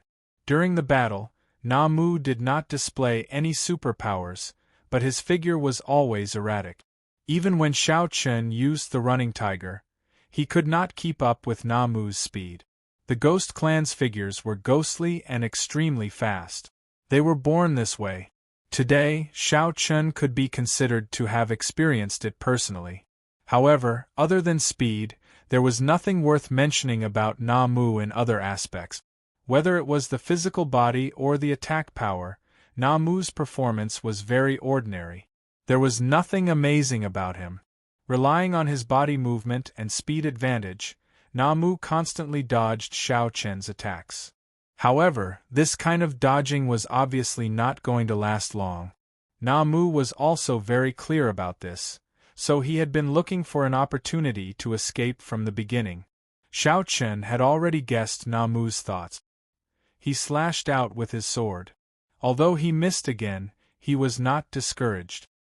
He smiled faintly and said, "Until now, you are still thinking of escaping. It seems like you really can't give me any fun. In that case, let's end this." With that, Shao Qin slashed out a few times. He directly used the Heaven-class lower martial skill, the Square Heaven Sword Shadow. As a Heaven-class lower martial skill, the offensive power of the Square Heaven Sword Shadow was indeed a little weak to the current Shao Qin.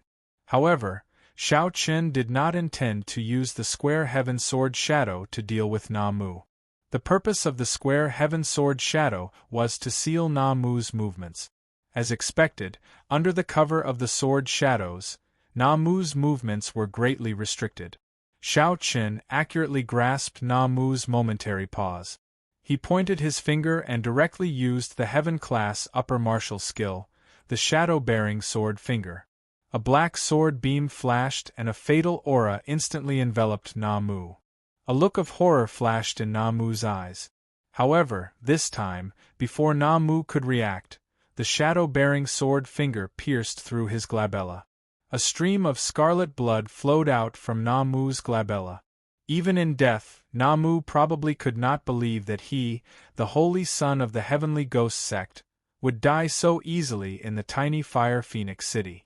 Begging for collection, begging for monthly votes, begging for recommendations. Chapter 982. His eyes were filled with bewilderment, disbelief, fear, and various other emotions. His vision gradually blurred and in the end, Mu fell backwards. The holy son of the heavenly ghost sect had died at the hands of Shao Qin.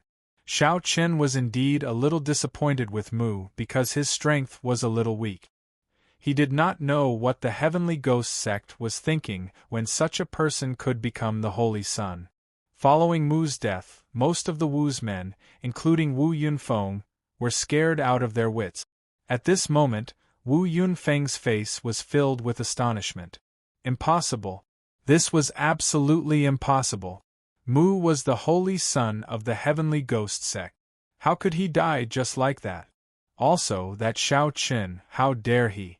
How dare he kill Mu in such a blatant manner? They could not believe the scene before their eyes. However, no matter how Wu Yunfeng felt, this was the outcome. Mu was dead and the destruction of the Wu clan was only a matter of time. They did not attack again. Chen Ling and the other four were more than enough to deal with the few hundred Wu clan members. Just like that, he coldly watched the battle from the sidelines. After about an hour, Long Qing and the other girls had killed all the Wu family members, while Chen Ling had also killed Wu Yunfeng and Wu Zhe. Although Wu Yunfeng had the cultivation of the Tao Emperor realm, in terms of strength, he was not even comparable to Mu, let alone Chen Ling. Therefore, killing Wu Yunfeng and his son was not difficult for Chen Ling. The Wu clan was completely annihilated. After this battle, the Wu clan would definitely disappear from Fire Phoenix City. This was because Wu Yunfeng had gathered all the warriors in the Wu clan in order to take down the Li clan in one fell swoop. Now that all of them were dead, the Wu clan was only left with the old, weak, sick, and disabled. Looking at the corpses all over the ground, Xiao Chen was not interested in what would happen next. He directly invited Li Qi to the main hall in the front yard. However, when Li Qi saw the corpses all over the ground, he could not help but be stunned. Patriarch Li, everyone from the Wu clan is here. You can decide what to do next. How Li Qi would deal with the remaining members of the Wu clan and its properties was not up to Xiao Chen. A mere property of the Wu clan was not something Xiao Chen was interested in. He might as well give it to the Li clan. Li Qi was stunned when he heard Xiao Chen's words, but he was immediately overjoyed.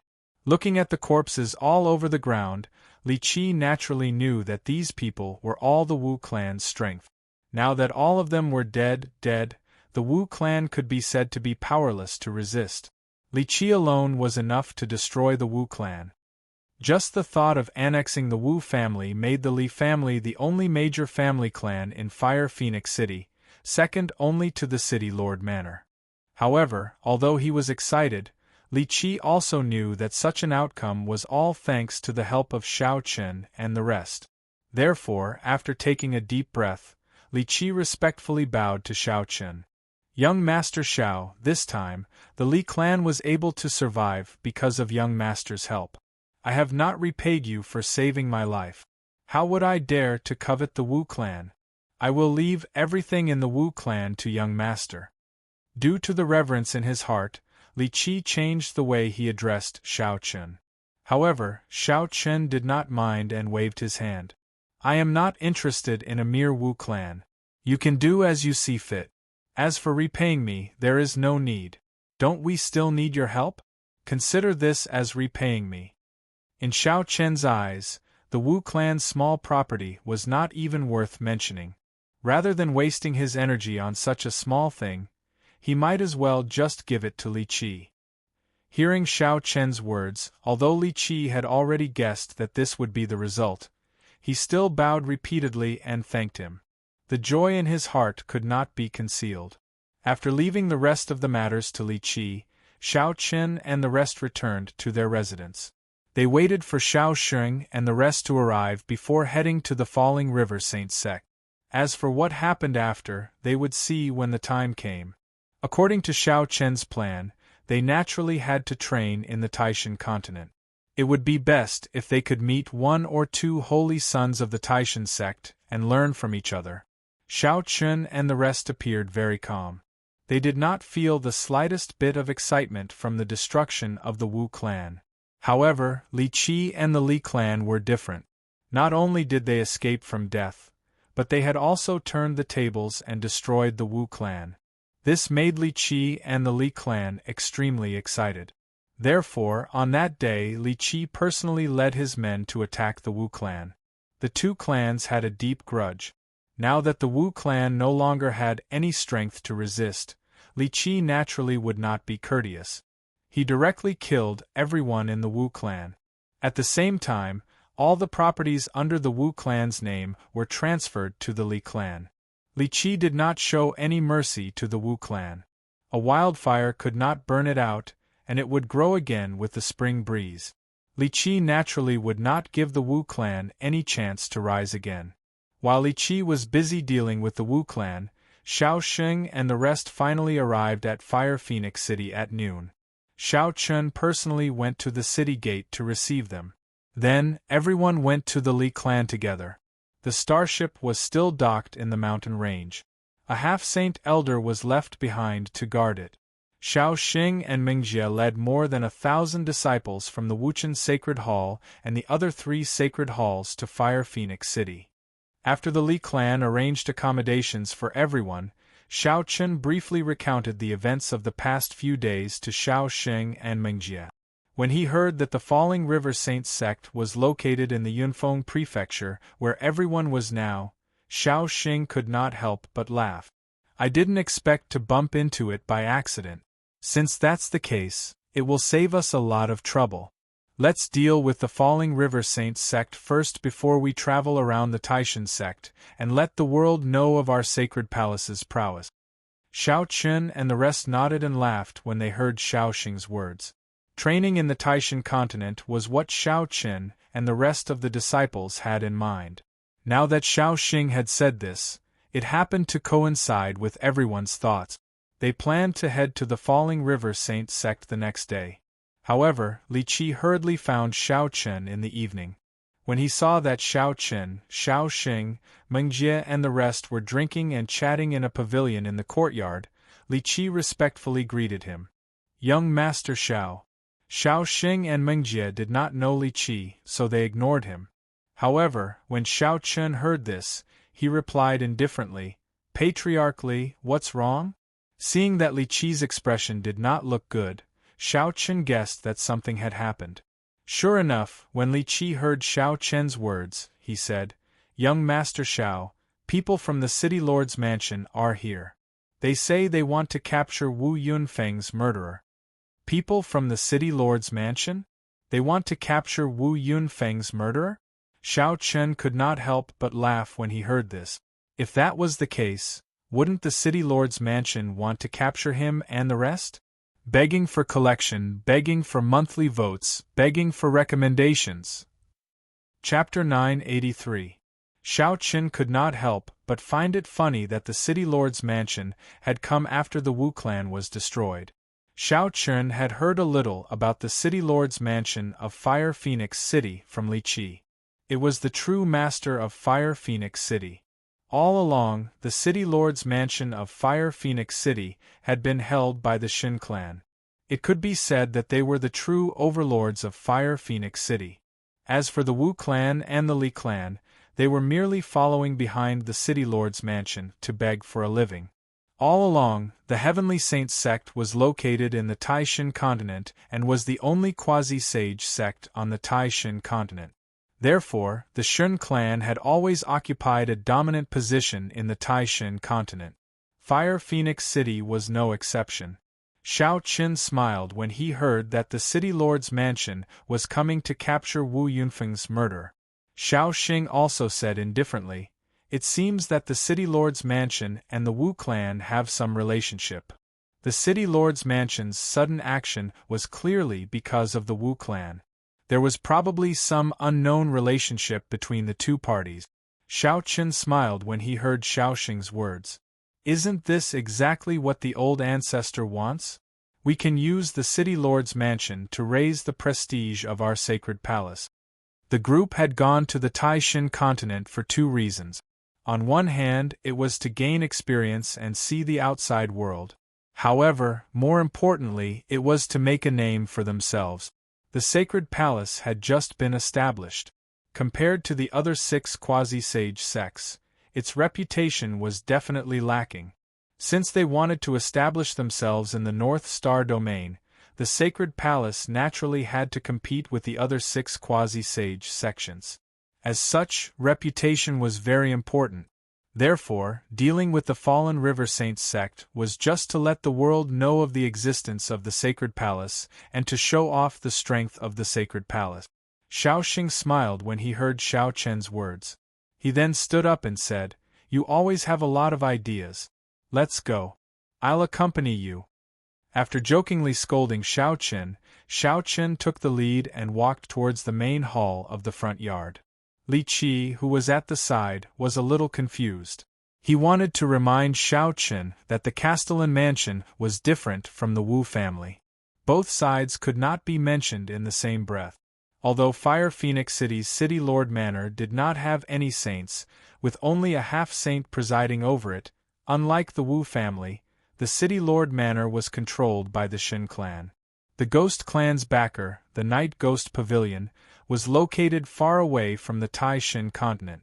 Therefore, the Ghost clan was unable to reach the Tai Shin continent. However, the God clan was completely different. The Tai Shin continent was the headquarters of the Supreme God sect. If anyone dared to attack the God clan here, they would be courting death. In Li Qi's opinion, Shao Chun and the others might not be afraid of a saint sect like the Heavenly Ghost sect due to their own strength. However, a quasi-saint sect like the Supreme God sect was definitely not to be offended. Otherwise, one could imagine the consequences. He wanted to remind Shao Chun that he could not treat the City Lord Manor the way he treated the Wu family. However, Shao Chun completely ignored him.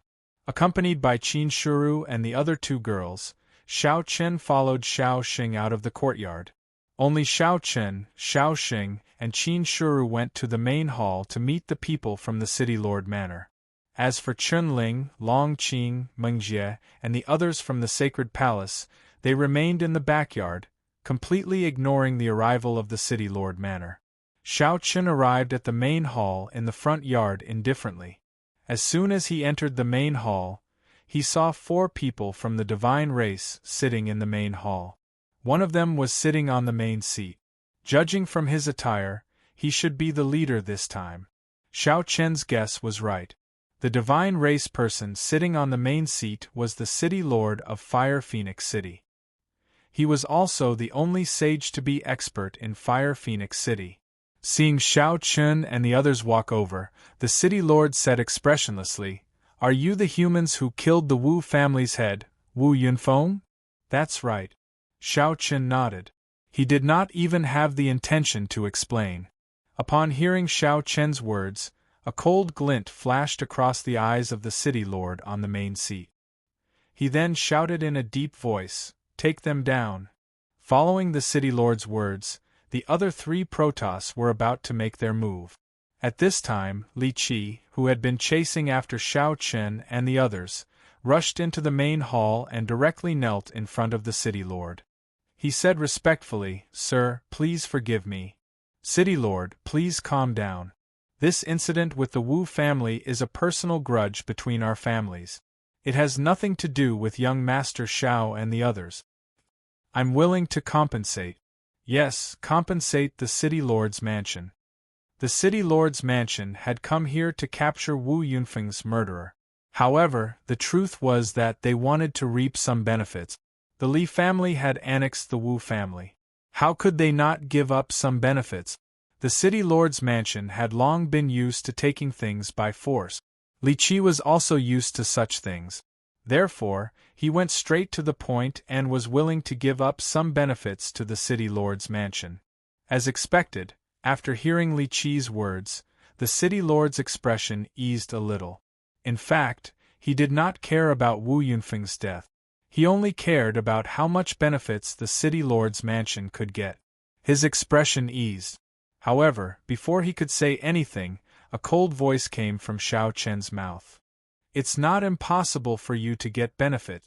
However, I don't know if you have the ability to take them."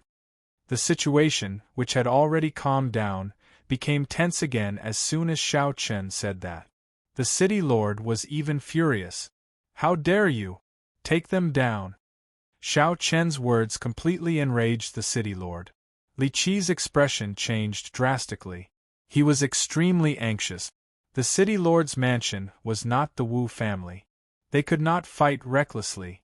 If the Wu family had the support of the Heavenly Ghost sect, then the City Lord's mansion would have the support of the Supreme sect. Furthermore, the Supreme sect's base was in the Taishan continent. They did not want to be out of reach like the Night Ghost Pavilion. He wanted to salvage the situation, but the City Lord did not give Li Qi any chance. He immediately ordered his men to take down Shao Chun and the others.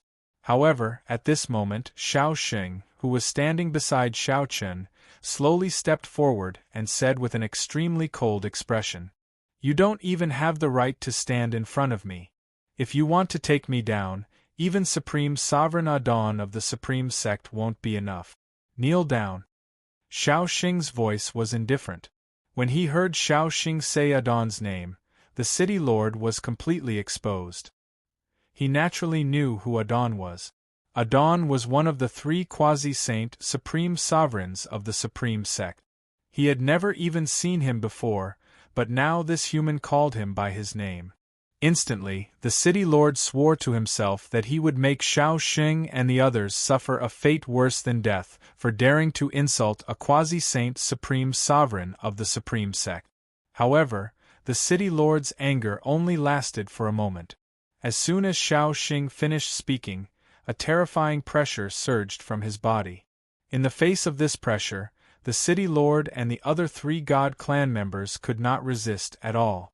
With a plop, the 4 of them knelt down in front of Xiao Xing. Please collect, vote, recommend. Chapter 984.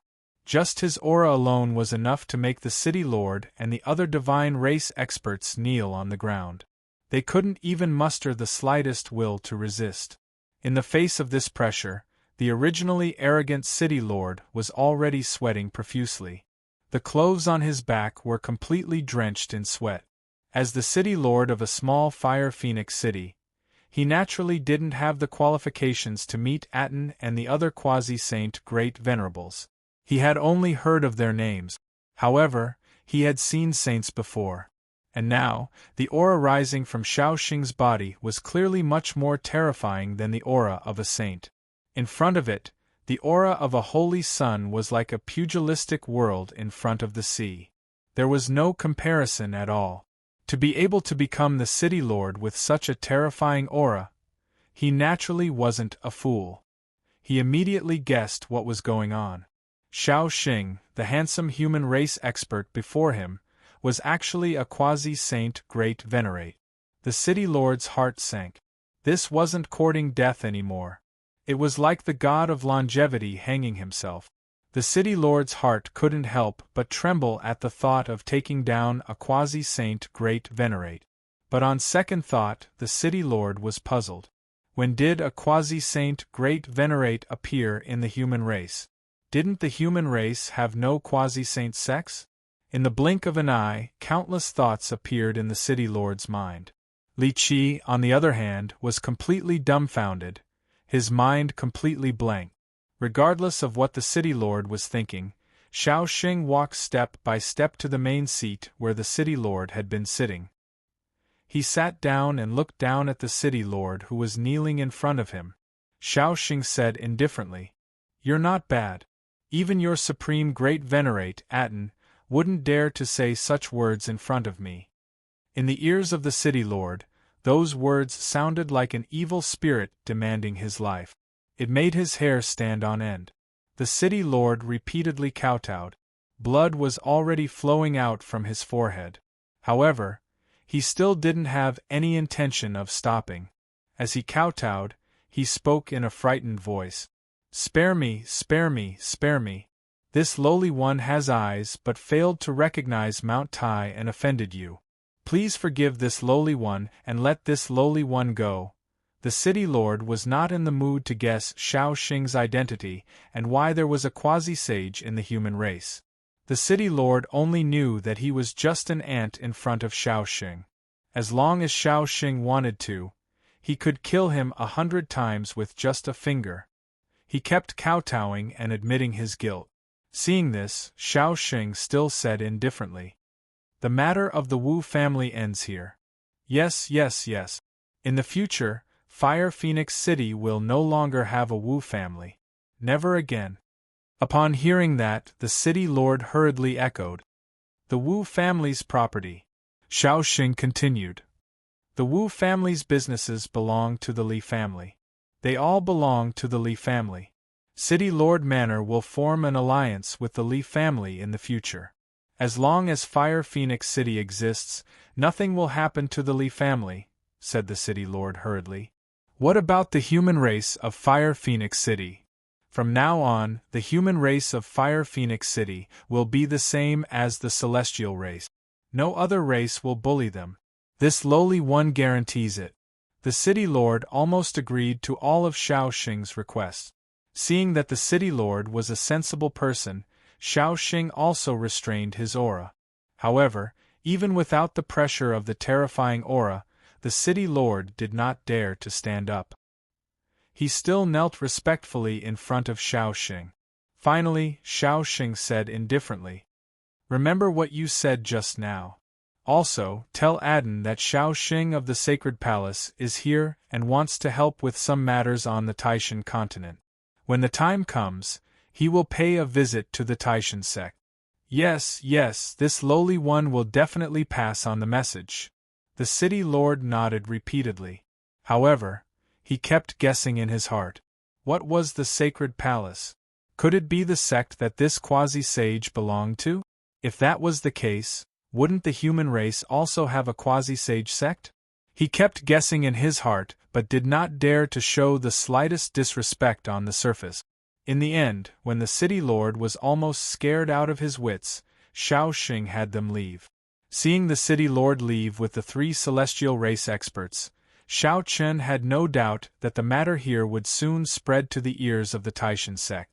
In addition to the matter of the Fallen River Sacred Sect, it would not be long before all the races on the Taishan continent knew of the existence of the Sacred Palace. They would know that the human race had finally had a quasi-sage sect. Xiao Chen and the others were not worried at all about whether the City Lord Manor would bear a grudge against them. As long as they were not stupid, the City Lord Manor would definitely not dare to do anything to the Li family in the future. Even their attitude towards the human race in the city would probably change. Bearing a grudge against a quasi-sage was definitely courting death. After ordering the people from the city lord's mansion to withdraw, he had someone send Li Qi back to the backyard to rest. Perhaps because the events of tonight were too shocking, Li Qi still hadn't recovered from his shock. He probably didn't expect that the human race actually had a quasi-sage great venerable. After a silent night, early the next morning, Xiao Chen and the others prepared to leave for the Fallen River Sacred Sect. Everyone packed up and prepared to leave Fire Phoenix City. But before they left, Li Qi suddenly rushed to Xiao Xing and knelt down before Xiao Xing. He said excitedly, "Li Qi of the human race greets the quasi-sage great sovereign." After a night, Li Qi had clearly improved a lot. At this moment, his heart was filled with excitement. With the emergence of a quasi-sage great sovereign in the human race's status on the Taishan continent would definitely rise significantly. At the very least, it would reach the same level as the ghost race and the beast race. Facing the excited Li Qi, Xiao Xing said indifferently, "All right. In the future, the human race will no longer fear any other race. Remember, the human race also has a quasi-sage sect called the Sacred Palace." With that, Xiao Xing and the others soared into the sky and flew in the direction of the Fallen River Sacred Sect. As he watched Xiao Xing and the others leave, Li Qi kept muttering, "Sacred Palace, Sacred Palace, Sacred Palace, the human race is going to rise. We're really going to rise. Ha ha ha ha." Li Qi was extremely excited. In the City Lord Manor, the City Lord had already sent yesterday's events back to the Supreme Divine Sect through a special channel.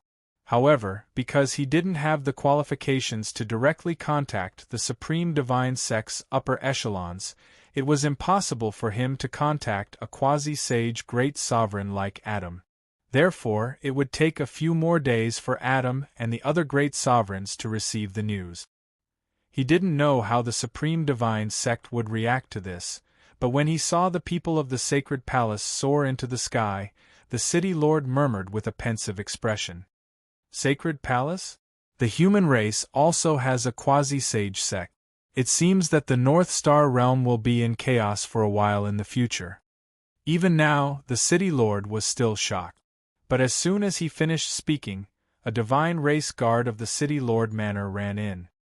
"City Lord, there's a group of people flying in the city." Should we stop them? Flying in the sky above Fire Phoenix City was forbidden, but when the city lord heard the guard's words, the corners of his mouth twitched slightly. Stop your grandpa. If you want to die, find a deserted place. Don't drag me down with you. Scram. Begging for your collection, begging for monthly votes, begging for recommendations. Chapter 985. Intercept the people from the sacred palace? Upon hearing the guard's words, the city lord immediately cursed out loud. What a joke! That was a quasi-sage great sovereign. Not to mention flying in the sky above Fire Phoenix City, even if he destroyed the city lord residence with a slap, it would be a trivial matter. Without any obstructions, the group left Fire Phoenix City. As a small city, Fire Phoenix City did not have a teleportation array. Therefore, they could only rely on their own 2 feet to reach the Fallen River Sacred Sect. The Taishan continent was very large and martial arts were much more prosperous than the Tianhe continent and the Tianshan continent. However, transportation on the Taishan continent was not as convenient as on the Tianhe continent. One had to know that almost every city on the Tianhe continent had a teleportation array. Numerous teleportation arrays formed a perfect transportation network on the Tianhe continent. However, the Taishan continent was different. Although there were many teleportation arrays, the places that these teleportation arrays could reach were very limited. There was basically no room for choice. However, this was normal. The Tianhe continent only had the human race, so there was naturally no need to be too vigilant. On the other hand, the Taishan continent was different. There were many races and each race had their own place to live. As such, it was naturally impossible to use teleportation arrays. After all, it was fine during peacetime. However, if war broke out between races, these teleportation arrays would become the best route of attack. They could only fly to the Fallen River Sacred Sect.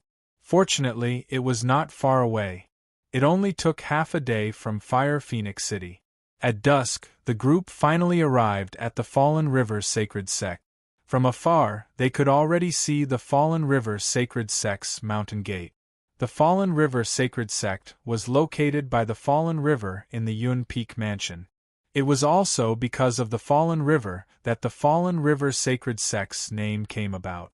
There was a wide river and the water was gushing down. On the south bank of the river was where the Falling River Holy Sect was located. Numerous buildings were erected in an orderly manner on the bank. Human race cultivators could be seen flying in the air from time to time, shuttling back and forth between the various buildings. It was quite a lively scene. There were many disciples in the Fallen River Sacred Sect, and all of them were human race. This was also the only sect force formed by human race in the Yun Peak Mansion. In other words, in the Yun Peak Mansion, the River Fall Saints sect was a place that all the human clan warriors yearned for. At the same time, it was also the protector of the human clan warriors. However, over the years, after Wu Qifeng became the sect master of the Fallen River Saints sect, the reputation of the Fallen River Saints sect fell to the bottom. In the eyes of many human clan cultivators, the Fallen River Saints sect was no longer the Fallen River Saints sect of the past. Cowardly, lowly, and oppressing the weak. Facing the saint-level sects of other races, the Falling River Saints sect had repeatedly retreated. But facing the same race, the Falling River Saints sect held their heads high. This caused many human race cultivators to despise them.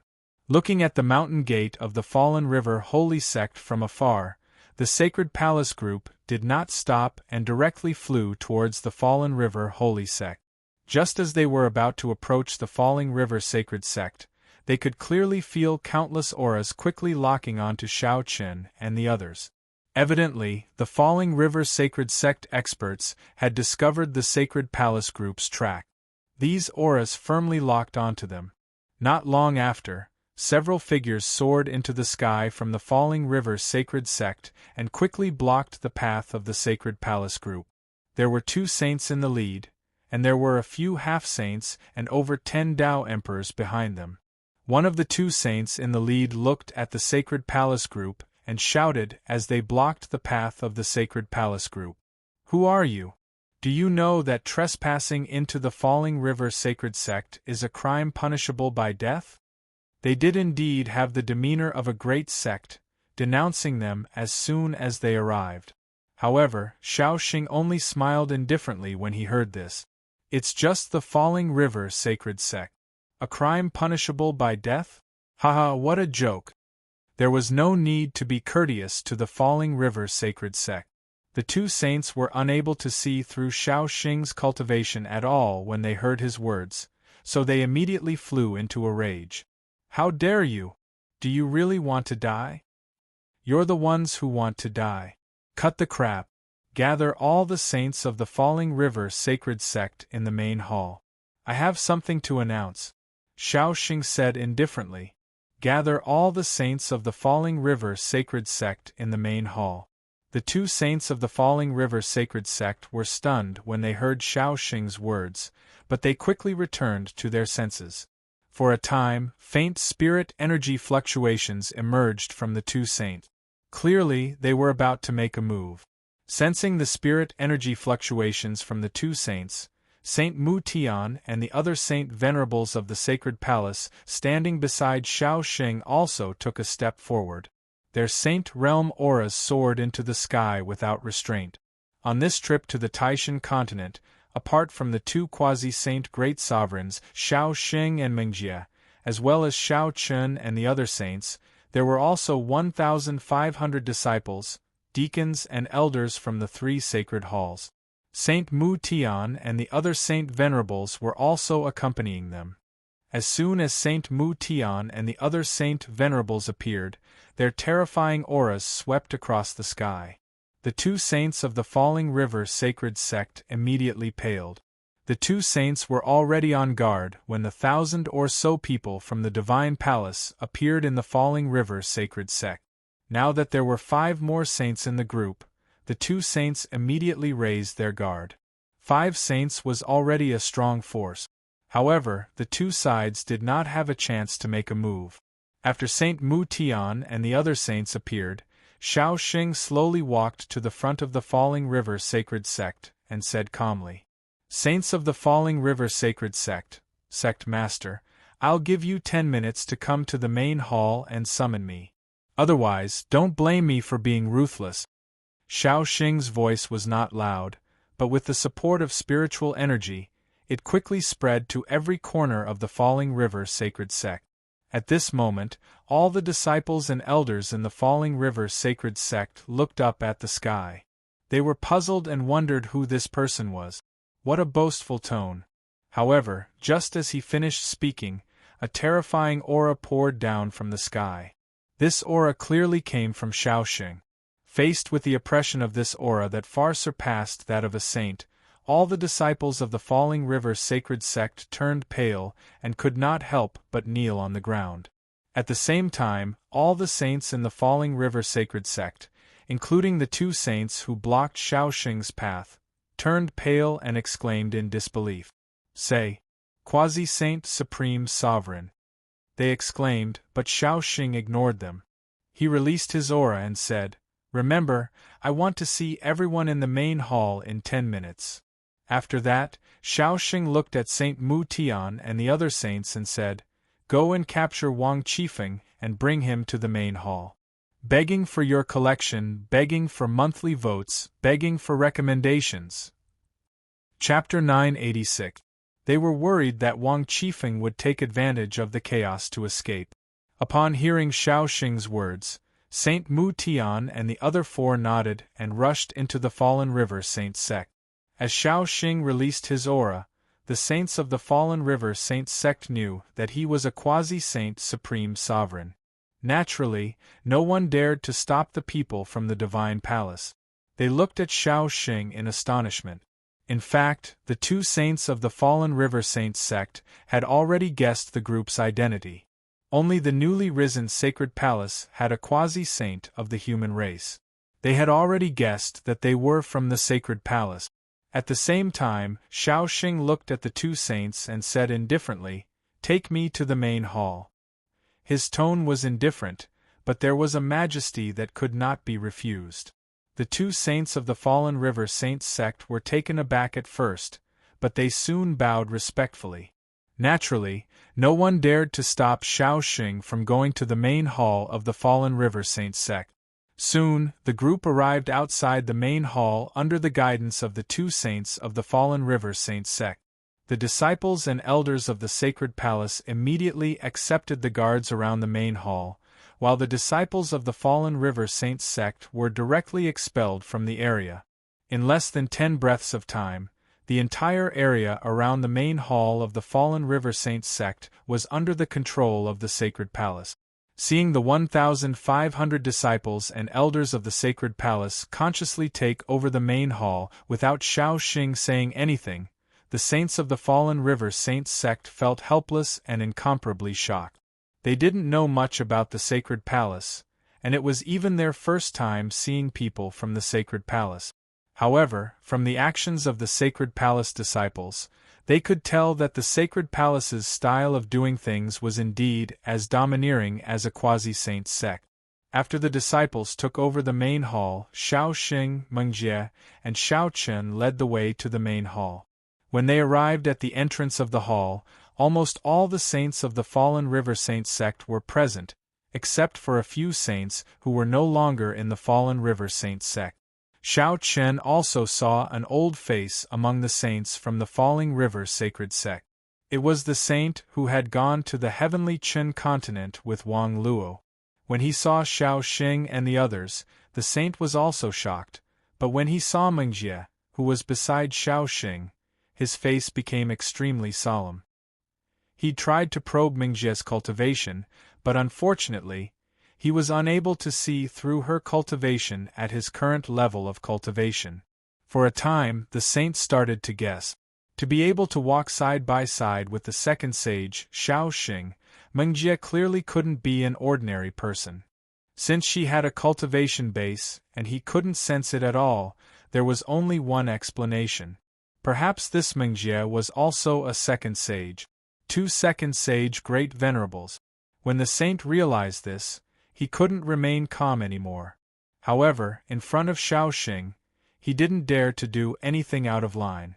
It could be said that Shaoxing and the others strode into the main hall under the escort of many saints from the fallen river sacred sect. After entering the main hall, Shaoxing saw that there was only one seat on the high platform in the main hall. He immediately said to the saints of the fallen river sacred sect, "I'll wait for 2 second sage great venerables. Go and get another seat." 2 second sage great venerables. Hearing Shaoxing's words, everyone present was certain that the beautiful woman who had been following Shaoxing was also a second sage great venerables. The 2 second sage great venerables made the saints of the fallen river sacred sect even more frightened. They nodded repeatedly in response. Soon, another saint prepared another seat on the high platform. Then, Shaoxing and Mengjie sat down. Xiao Chun and the others stood on the left and right of Shaoxing. As for the saints of the fallen river sacred sect, they all stood nervously in the center of the main hall. No one knew what Shaoxing was here for. After everyone took their places, Saint Mu Tian, who had left earlier, appeared again and said something to Shaoxing via voice transmission. After hearing Saint Mu Tian's words, Shaoxing nodded slightly and then looked at the saints of the fallen river sacred sect below. "I believe that some of you have already guessed our identities. I am Shaoxing, an ancestor of the sacred palace. This is also an ancestor of the sacred palace. Her name is Mengjie. We are here today to settle some trivial matters. You don't have to panic." First, he introduced everyone's identities. When they heard Shaoxing say that they were all from the sacred palace, the saints of the fallen river sacred sect below felt their hearts tighten. They knew it was true. After confirming that Shaoxing and the others were indeed from the sacred palace, the saints didn't dare to say anything. They still waited quietly for Shaoxing to speak. Shaoxing didn't care about this and directly asked Saint Mu Tian and the others to bring Wang Qifeng up. As Shaoxing expected, Wang Qifeng did try to escape after sensing Shaoxing's aura. Unfortunately, he was stopped by Saint Mu Tian and the others in the end. Wang Qifeng naturally had no chance of winning against 5 saints. Soon, Wang Qifeng, whose cultivation had been sealed, was brought to the Great Hall with 2 Sacred Palace Saint Venerables behind him. Seeing that their sect master was captured, the saints of the Fallen River Sacred Sect didn't dare to speak. At the same time, Shaoxing said indifferently from the main seat, "Wang Qifeng, do you know why I'm here today?" Hearing Shaoxing's words, Wang Qifeng naturally guessed it. However, he still had a puzzled expression on his face. "Please forgive me, Supreme Sovereign. I really don't know how I offended the Sacred Palace." A stubborn duck. Shaoxing smiled. "You don't want to admit it? That's fine. I'll tell you. Supreme Sovereign Adam of the Supreme Divine Sect has already been to my Sacred Palace. Do you remember anything now?" Supreme Sovereign Adam of the Supreme Divine Sect had already been to the Sacred Palace. A strange look flashed across Wang Qifeng's eyes.